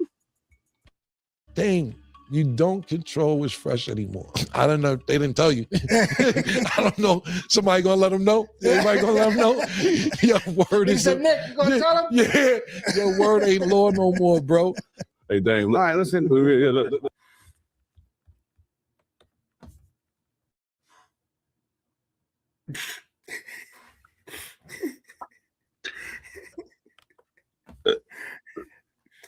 Dame Dash has been talking about niggas being fresh for a long time. Like, I respect Dame's business mind.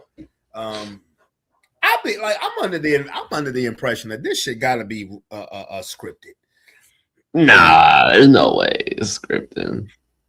So that purple suit was scripted? Bro, this shit gotta be scripted, bro. Cause this is stupid. This is stupid. It's so petty. It's so petty. It's entertaining, but when you think about it, it's stupid as fuck. That's how you know it's not scripted, because it's so stupid.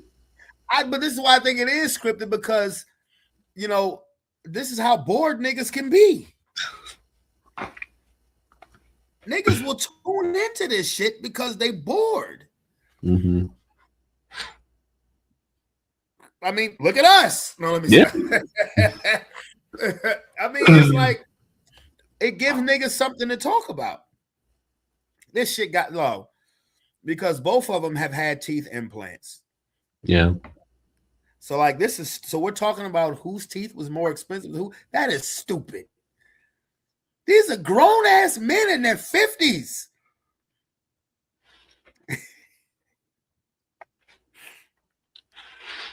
Damon Dash 54, Cameron 50. Damn. Mason is 50. Yes, these niggas, y'all niggas is too old for this.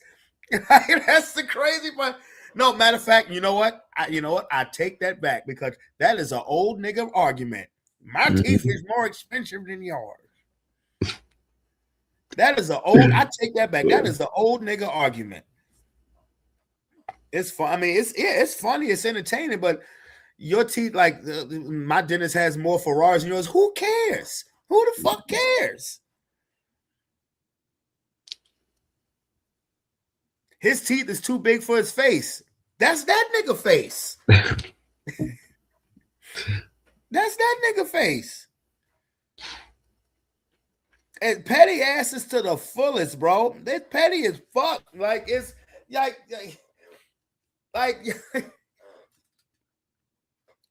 Oh Lord, I need more Ray J news. No, let me stop. No, that's what we don't need. That's what we don't need. We don't need that. You sure? Yeah, Ray J's the gift that keeps on giving. But I can't keep seeing him embarrass himself. I swear to God, if Ray J ever met me in person, he would probably try to fight me. He would. He would probably think, lose. he would probably think that I genuinely don't like him, and that's not the case.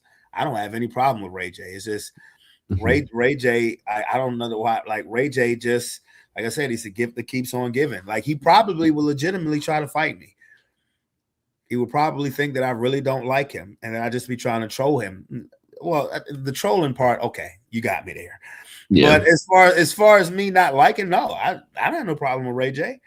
None whatsoever. I would just more or less be like, bro, let's get serious about your career, and less constantly crashing out is the method of your madness. And if that's the case, all right.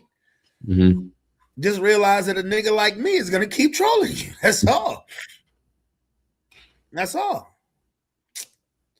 You know, but this is like this is a legit general topic of conversation on It Is What It Is and whatever podcast Dame is on. So this we gonna do, man. We about to intro. I got distracted. New network. Yeah, no, we gonna intro. And then we go viral mode. Yo, is this a washing machine right here, or is this an old school TV? I can't tell. That gotta be no. That's not. That's not a washing machine. That's not a washing machine. What is it? What is that?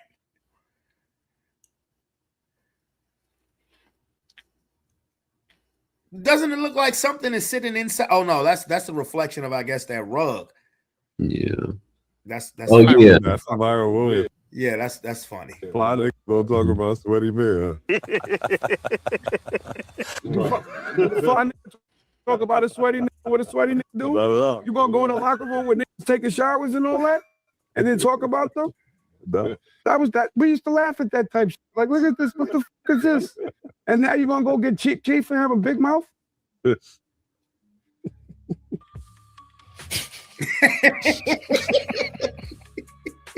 I'm still a wild dog. Pause. Like I still eat the food I kill. I laugh at a tame dog on the leash, and I always will. You understand what I mean? Yeah. You know. No, I know. And I believe you. Okay.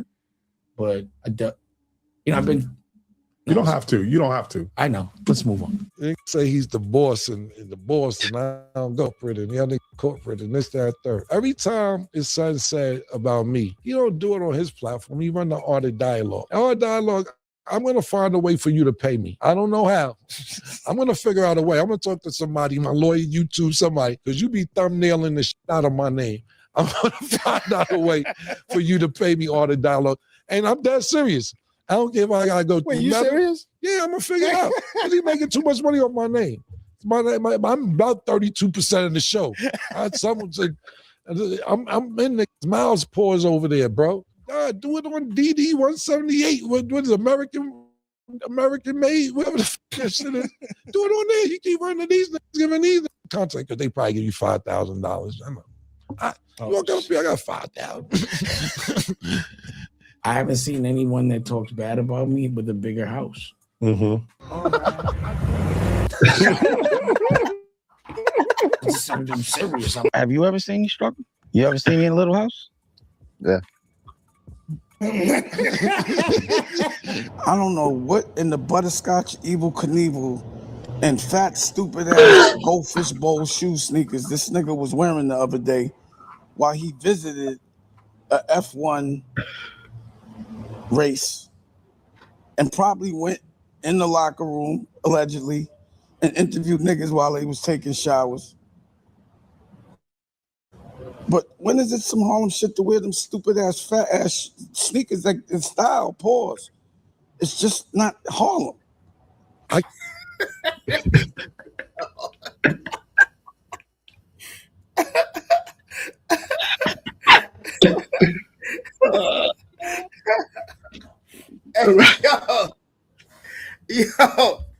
Hey, gotta let the early 2000s go, bro. He does. Look, you know,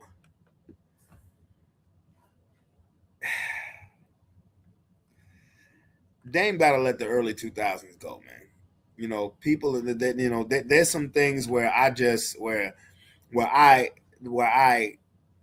agree with him on because you know I grew up in the early 2000s, the 90s and the early 2000s, but he keeps saying that's not Harlem.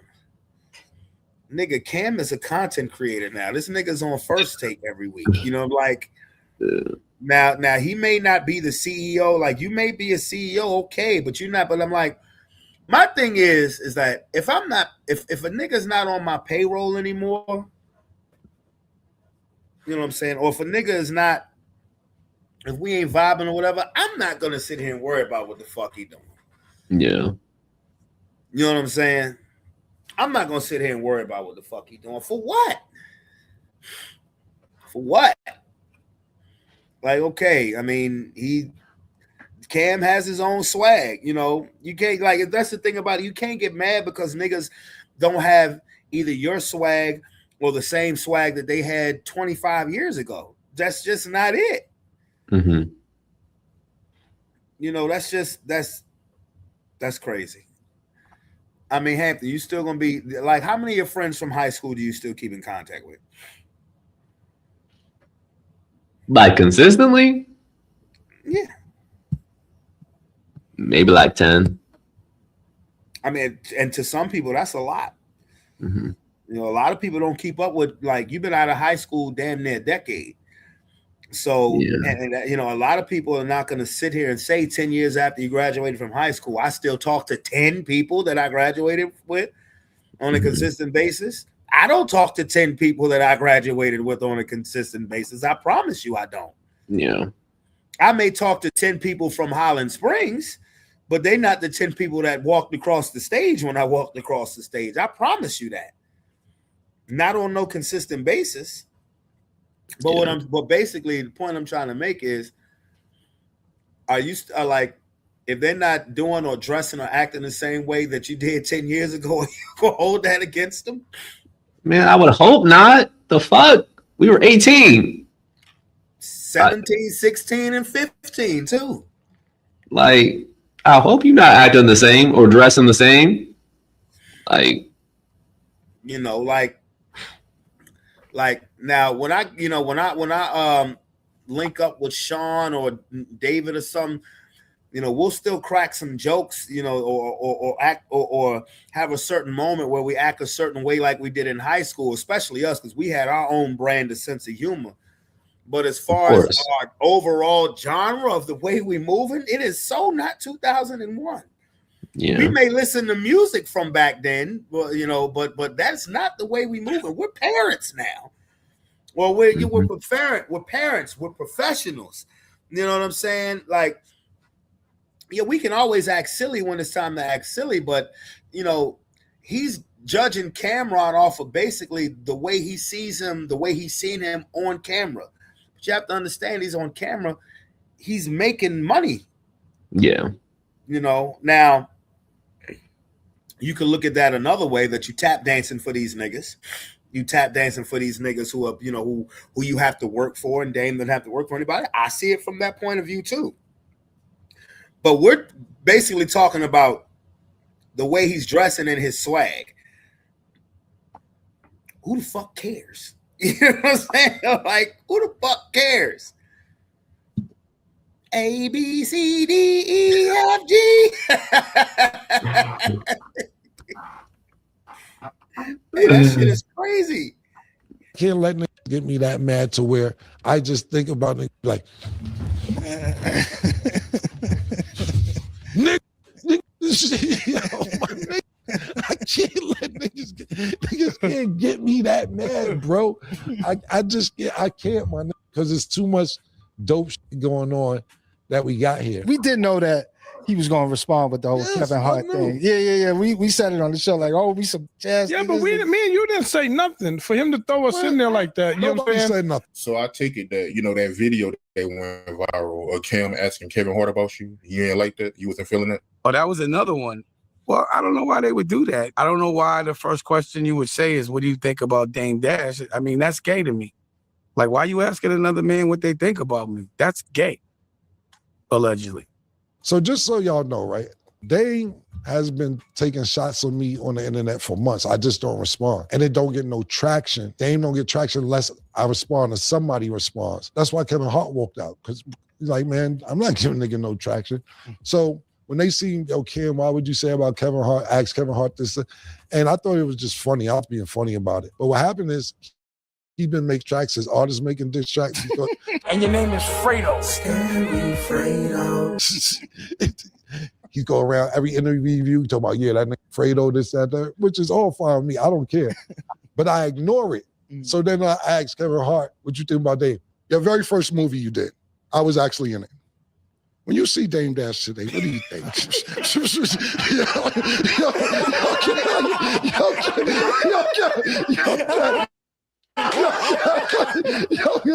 I don't know why the first question you would say is, what do you think about Dame Dash? I mean, that's gay to me. Like, why are you asking another man what they think about me? That's okay. I get that, but at the same time, you're talking about what another man is wearing. Who the fuck cares? Am I missing something, bro? No, you're not. I'm like he didn't do anything wrong. You're worrying about what another man is wearing. Like, and Dame is bringing up on his own free will. Cam is doing his job. Like, that would just happen to be like the first thing he wanted to bring up. But like, he's doing his job. You on your own platform was like, y'all see what that nigga wearing? Yeah, that's what I'm saying. Like, is that any less gay? I'm just saying, like, okay, he's asking a question about what do you think about Dame Dash, but you're actually talking about what this nigga's putting on his body. Does that make any sense? Does that make any sense? No. Okay, I just wanted to make sure I wasn't tripping. Gay, allegedly. So, again, the reason why Kev not cool with me now is because I was protecting him when Kev was bothering him. And the next, I showed it when I saw Kev, he had on Uggs and, leotards or whatever. And I got at him and said, don't bother Cam no more. That's my little brother. You know better than that. He's with me. I don't know who he's turning into, but I'm heating him up right now, bro. You're missing a tooth. I'm doing a movie. Pause. And then Fredo asked that question. And literally...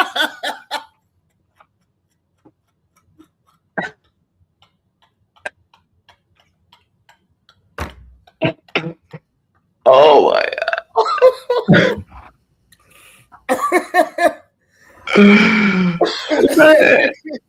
Wait a minute. Where'd it go? Why are you gonna be knowing that you're missing a tooth and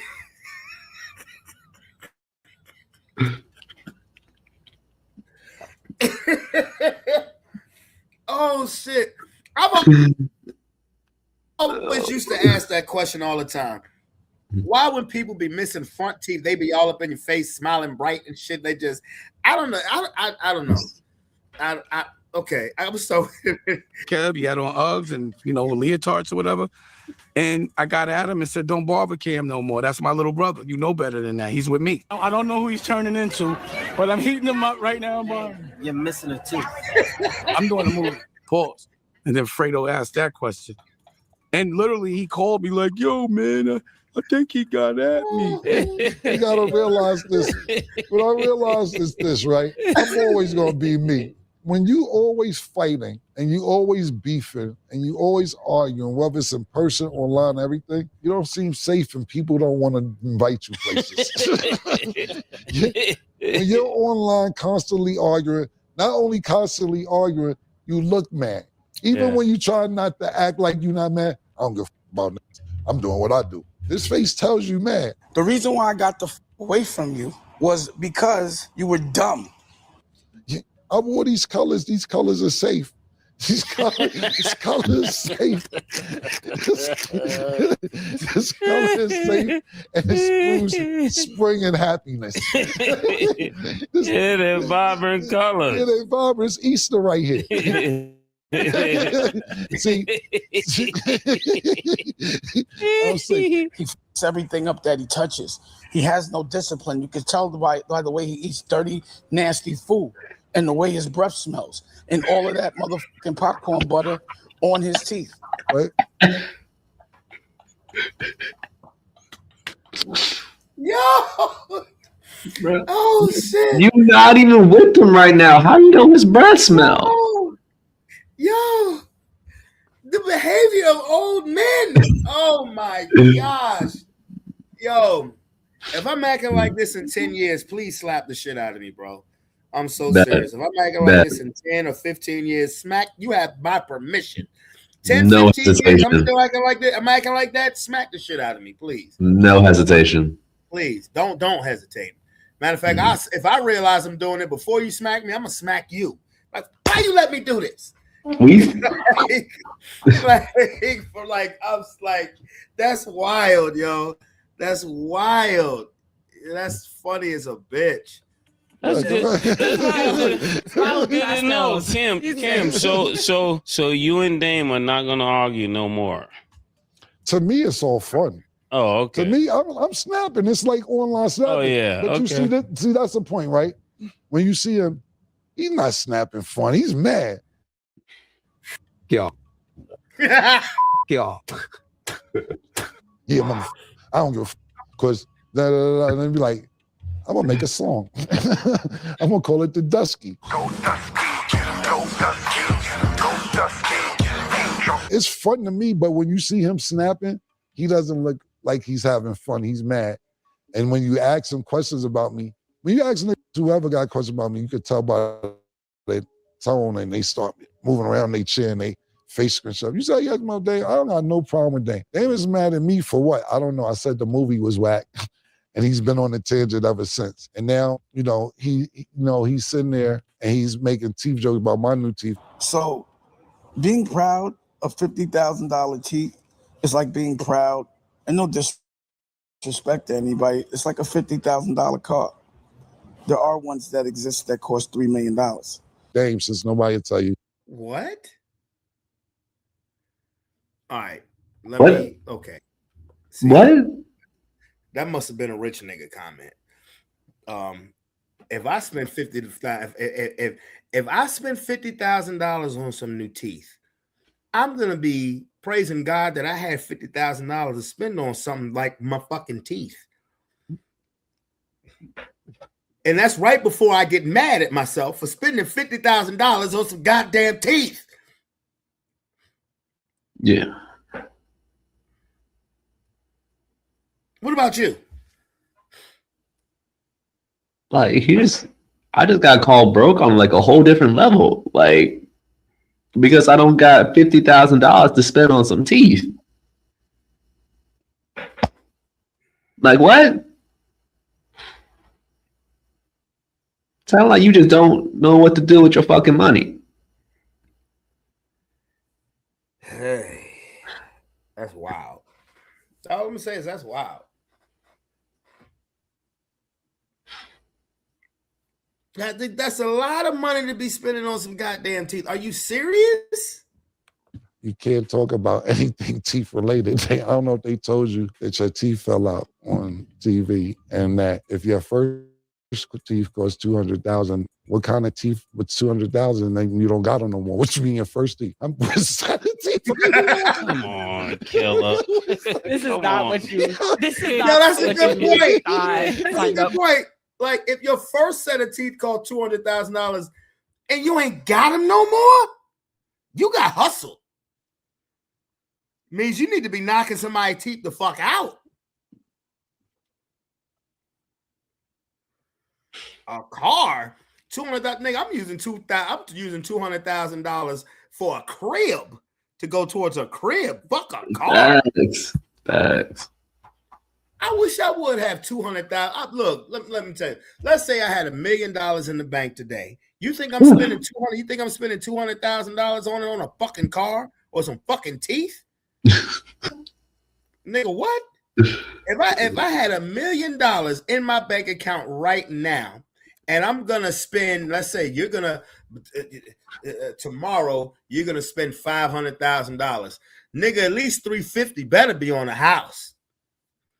350, not 400,000, better be on the house. And I'm not talking about a down payment. I'm talking about fully paid for in this motherfucker.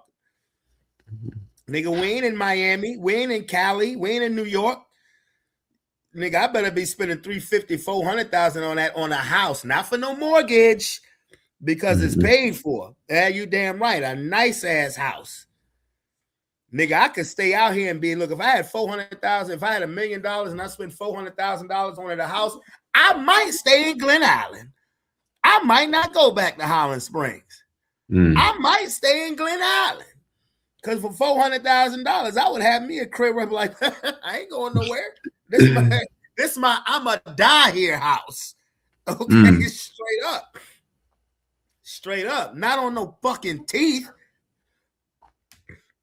Now, if I had $1 million, right now, and I spent $50,000 on some, no, because $50,000, I'm gonna spend $50,000 on some teeth. All 32 is finna be new. I just want to replace like 2. You know what I'm saying? Like that's about it. So I figure I can get away with about, really good quality, 5,000 maybe. Because like I said, maybe 10. Because like I said, y'all niggas put me all the way under. I may have to pay extra for anesthesia, nigga. You putting me to sleep, nigga. You are putting me to sleep. That's gonna cost an extra $1,500. Done. Put me to sleep. You only gonna be asleep for about 15 minutes. Throw you another 500. Make it 30. Shit, nigga. What? Are you joking? But $50. He trying to rag on him for spending $50,000 on teeth. Nigga, I shake your. You spend $50,000 on teeth? God bless you. They got diamonds in them or something? Like real? Are they outlined in diamonds or something? That. Can you eat some crab legs with them $50,000 teeth, or they gonna chip? That's all I'm saying. I don't know. These niggas is different. How many such a TV got the to like back to the pastel, back to the pastel. He went camo again. Listen, advertisers, sponsors, still see y'all smiling. We still here, but seriously, I'm cool. I don't have no problem with Dave, but he's not gonna stop. It won't stop. It's never gonna stop. It won't stop. They still talk about me every day. My next decade is 60. I was not expecting people to still be talking about me. I thought I'd be chilling, and I'm not mad at it. I actually love it. But I knew it. I was just about to say that. I think Dame is happy that he is back in the spotlight. What do you think? Oh, he's ecstatic. Like, the fuck? Because he went about a good decade where nobody gave a fuck about him. I guess that was a time where teeth was being spit in the cups. But anyway, I didn't had enough. I didn't had a good laugh at these niggas talking about their teeth. Hey man, I haven't watched the 3rd episode of Raising Kanan. What you think? What you think finna happen in this next episode, which is now off because the episode came on at 8 when we went live. So what you think? What you think going on? I don't really know, bro. Jukebox is kind of like, I'm kind of confused. What you mean? Because like, I was like, I don't know, like if in like this prequel, like if we're supposed to see like a falling out between Juke and Kanan or not. I forget how it went in the original Power. Oh, Kanan kills Jukebox in the original Power. Yeah, okay, that's right. Yeah, kills. I'm just like, but he kills her over Tyreek. Yeah. Okay, that's what happened. Yeah. Okay. I definitely is gonna. It has to be a falling out once she figures out that he killed Lou. Yeah. Gotta be. But I don't want to be drawn out until like the very end of the season. That's what I want. You know that's probably how you said. You know that's probably what's gonna happen. That's not what I want. I want like tension, like built over episodes, not just like, oh, we're just gonna dump it all in the last episode. I don't want that part. And I think that Unique is legit gone because I don't know if you noticed that after the first episode of this season, they did like an exit interview with Lou, with his character with Malcolm Mays, I think that's his name, but with the person who played him. Yeah. And I think they're doing an exit interview with Joey Badass.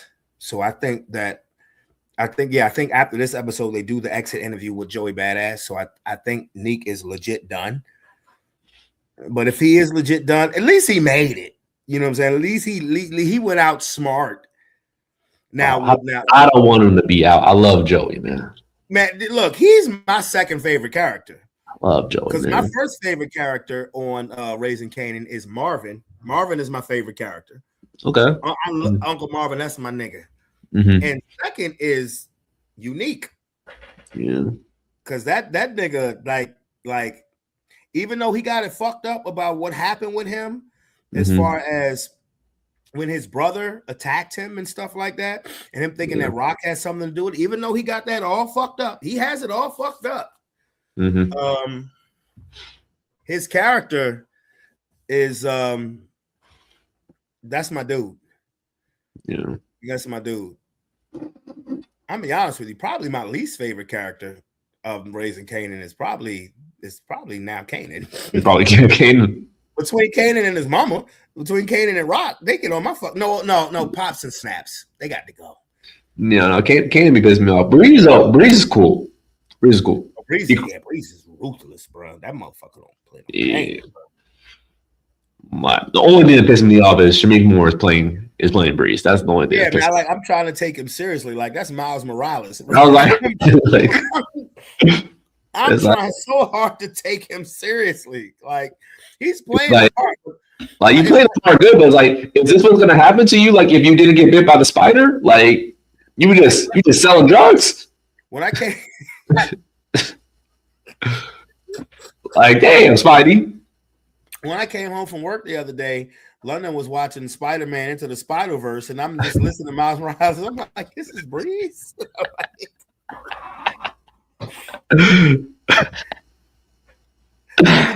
Raise his pitch. We were talking about frequency a couple weeks ago. Did they raise his pitch a little bit? Like, I'm like, he was singing the song with dude from what's his name? Goddamn, I'm having a brain freeze.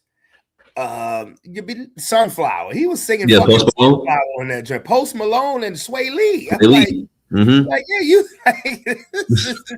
you're this ruthless kingpin on this other show.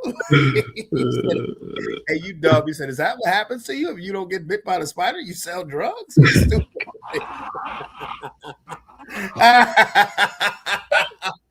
Hey, you dumb, bro. Oh shit. Hey, but that's real talk though. Yeah, Rock gets on my nerves. Like Rock, Rock has never been a favorite character of mine.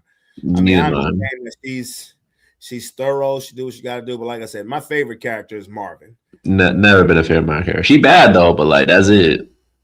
You know she's from Virginia too. Yeah. Yeah, she's from VA, but like Marvin is my dude and fucking Unique. Yeah. Yeah, I guess if I was to say I was to have a third favorite character, it was probably Lou. Respect. Yeah, I'd probably say Lou. And a lot of people may not remember, like the person who played him. He was like in the first season of Snowfall. Yep, I remember that. Yeah, he was one of Franklin Saint's best friends. Yeah, he needed to die though. He needed it.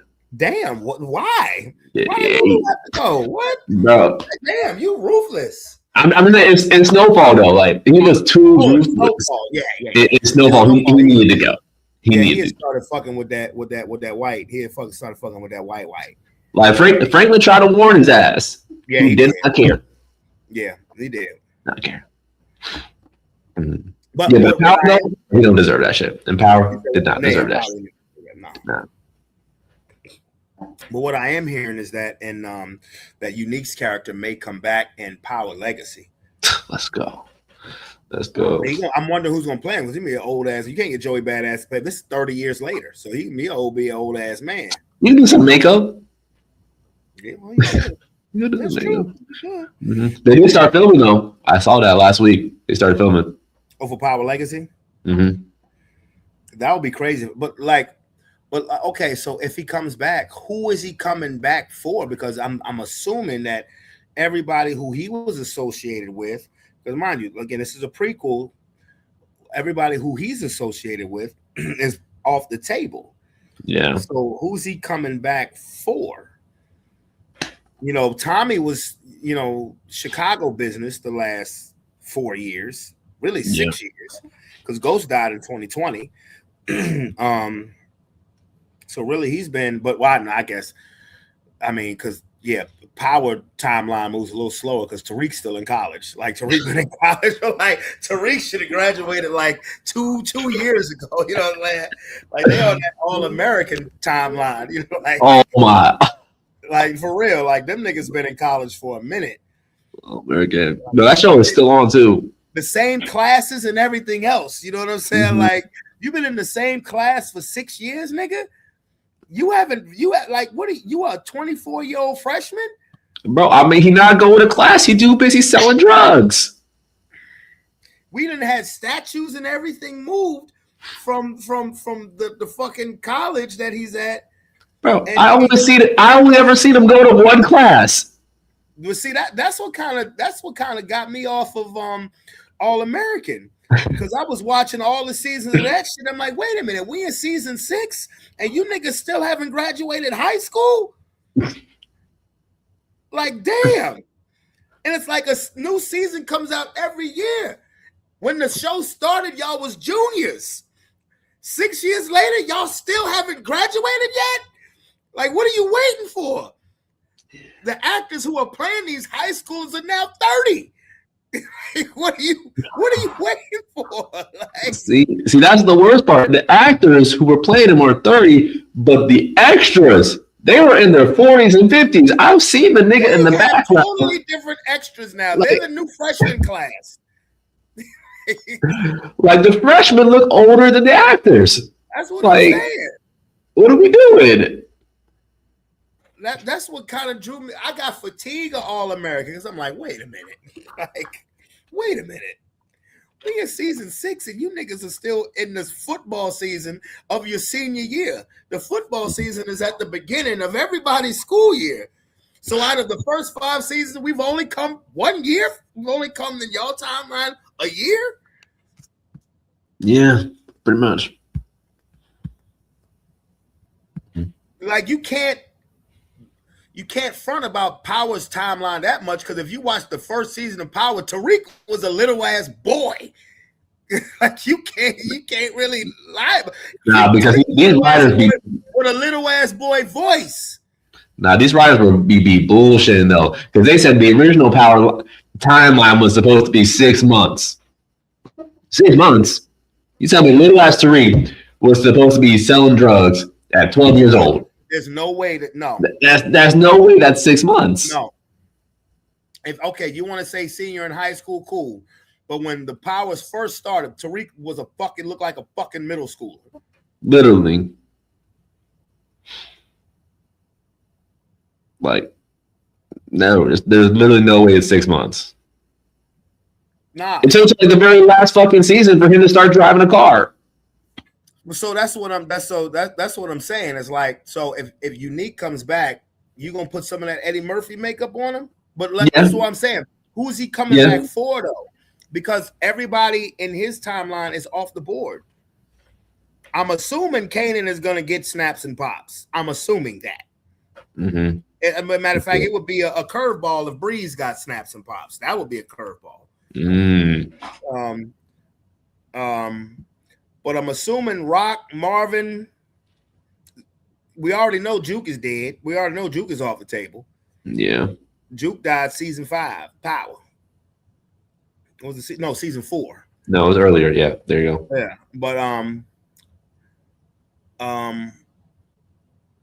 everybody he's associated with is done. Yeah. There's no Kanan. I'm assuming there's no Rock. Mm-hmm. And so we'll see. We'll see. And he's already out the picture. So I'm assuming he never in person meets Ghost of Tommy. Maybe. I mean, he could like just go through like just like connection of the streets. Well, you like, know, they could spin it in a way like maybe like Tasha is Unique's niece or some shit like that. You know what I'm saying? I could see some crazy shit like that happening. Maybe. Or maybe who was Tommy's girl? I mean, who was Tommy's the one who was played by Lala? Oh. Hold on.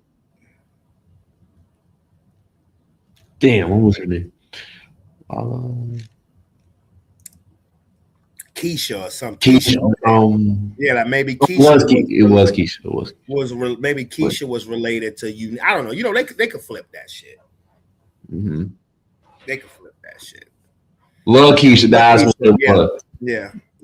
Okay. I see you paying attention, Lomar. I see you paying attention, my boy. I see you paying attention. But anyway, I'm just gonna go ahead and, you know, call it a day. We've been on here for over 2 hours. We didn't talk to our NBA. We didn't talk to our a World Cup. Yeah. Hey, look, man. Look, when I get off here, bro, that's what I'm fitting to put on. I know Lewis talking about Beach House. He better see what he fitting to do, because I'm about to put it on Power and about to chill, bro. You know, about to chill. I'm serious. I'm about to put it on Power. I'm about to chill. But I will tell you guys again, I hope you guys go listen to the new album. This is Brave on Unchained. I think that will be good. And if you guys listen to it, I hope you guys enjoy it.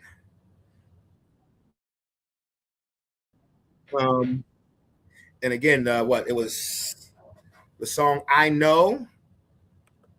Said almost made Hampton cry. Yeah. Yeah, you guys, you guys go ahead to YouTube, and you can go ahead and just type that in, and that's gonna come up. It's like I said, it's a good listen. I hope you guys enjoy it.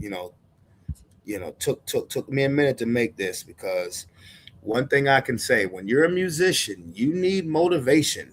If you're gonna come up with anything authentic, like real shit. Oh, I know it's becoming your favorite. I mean, yeah, just go ahead and listen to it. I mean, I ain't gonna lie to you. Pretty much, damn near every song on that album I put individually on YouTube. So, if there's any spoiler alerts from the album, I did it. You know what I'm saying? Like, you literally could probably find every fucking song if you scroll down my videos. But it's easier if you just go ahead and listen to this right here. It gives you all out, like I said, all 13 tracks. And I put my effort, I put my heart and my soul into it. Like I said, I started recording this in 2022. The song I Know, which I love, because as much as I love rapping and I love making hip hop beats, there's nothing more that makes me happier than doing a ballad song, a R&B song, especially a love ballad. So it's a reason why I was not going to put this out until that song was done. But I knew the type of voice key that I wanted that song in, and I didn't know if I was going to be able to do it. Mm-hmm.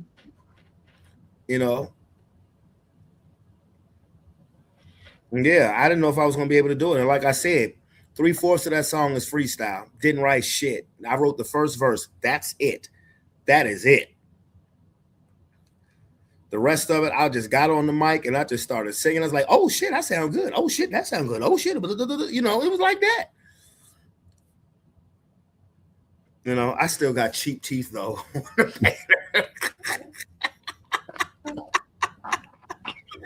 Oh shit. Yo. We've been off Dane for like the last 15 minutes. I still got fucking cheap teeth. Goddamn scrolling down there.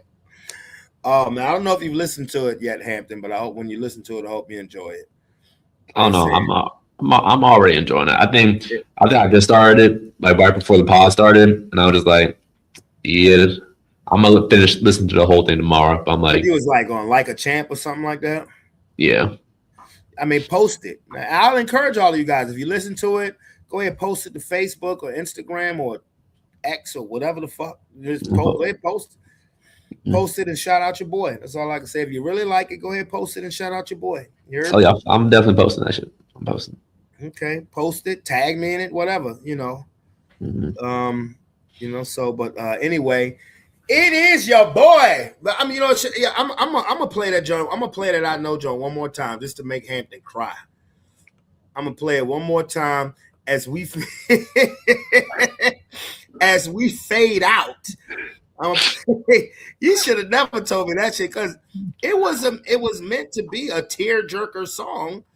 Particularly, like I said, that second verse, like I said, the beginning of the freestyle, all I did was think about my innermost thoughts and feelings and how I feel about shit. And that would be easy to say. If anybody who, you know, if not listening to me talk, it's easy to think, oh, he's singing about Kia.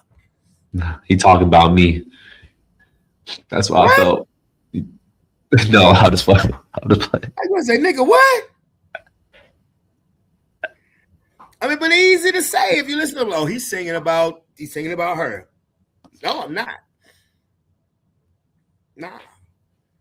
No, I'm not. You know, I was just singing about my innermost thoughts and feelings, particularly that second verse.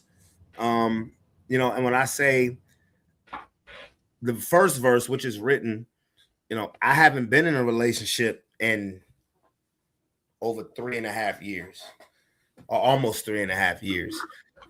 So I've been away for a little while, but it's easy to say, yeah, he's singing about such and such. No, I'm not singing about anybody. Actually, no, it's just a song. Like I said, I made the beat. I made the beat, and the same day as I made Another Level, and I knew that because of the way that beat sounded, and it was a ballad, you know, I just wanted to make sure that I sung it correctly, you know. So yes, so it's your boy Brandon Bravon Towns. Any last words, Hampton?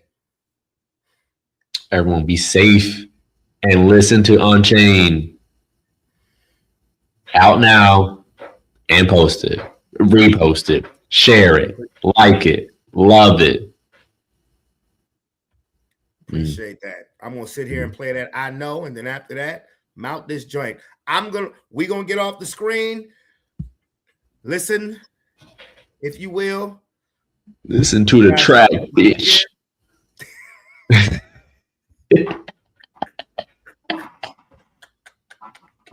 Hey, we out this bit. Peace. Peace. See you guys Monday. Fucking stupid, man.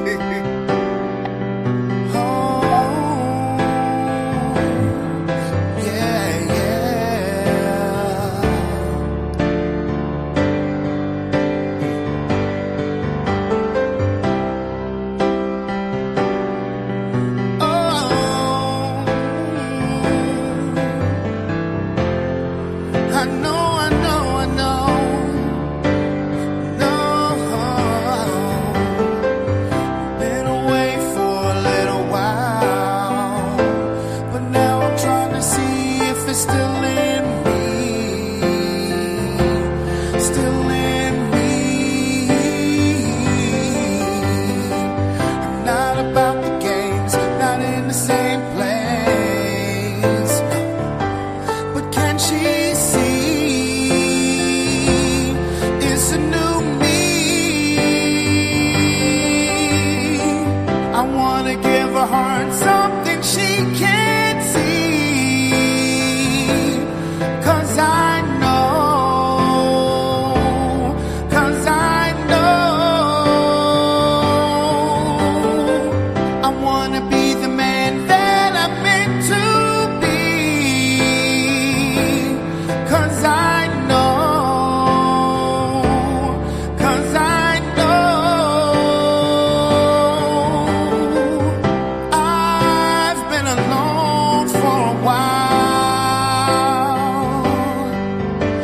I've had my share of cries, but still smile.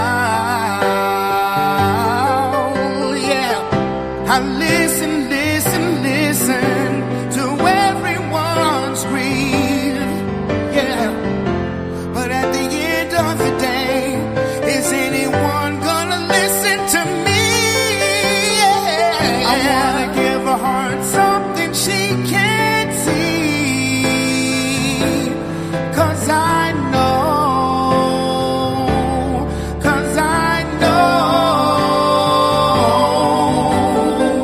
I wanna be the man that I'm meant to be, 'cause I know,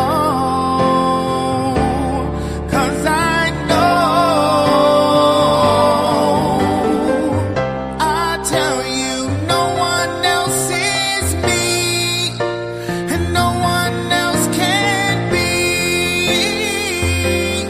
like my love. I tell you, no one else sees me, and no one else can be like my love. I wanna give her heart something she can't see, 'cause I know, 'cause I know. I wanna be the man that I'm meant to be. I'm meant to be, 'cause I know, 'cause I know. Oh, yeah. I know.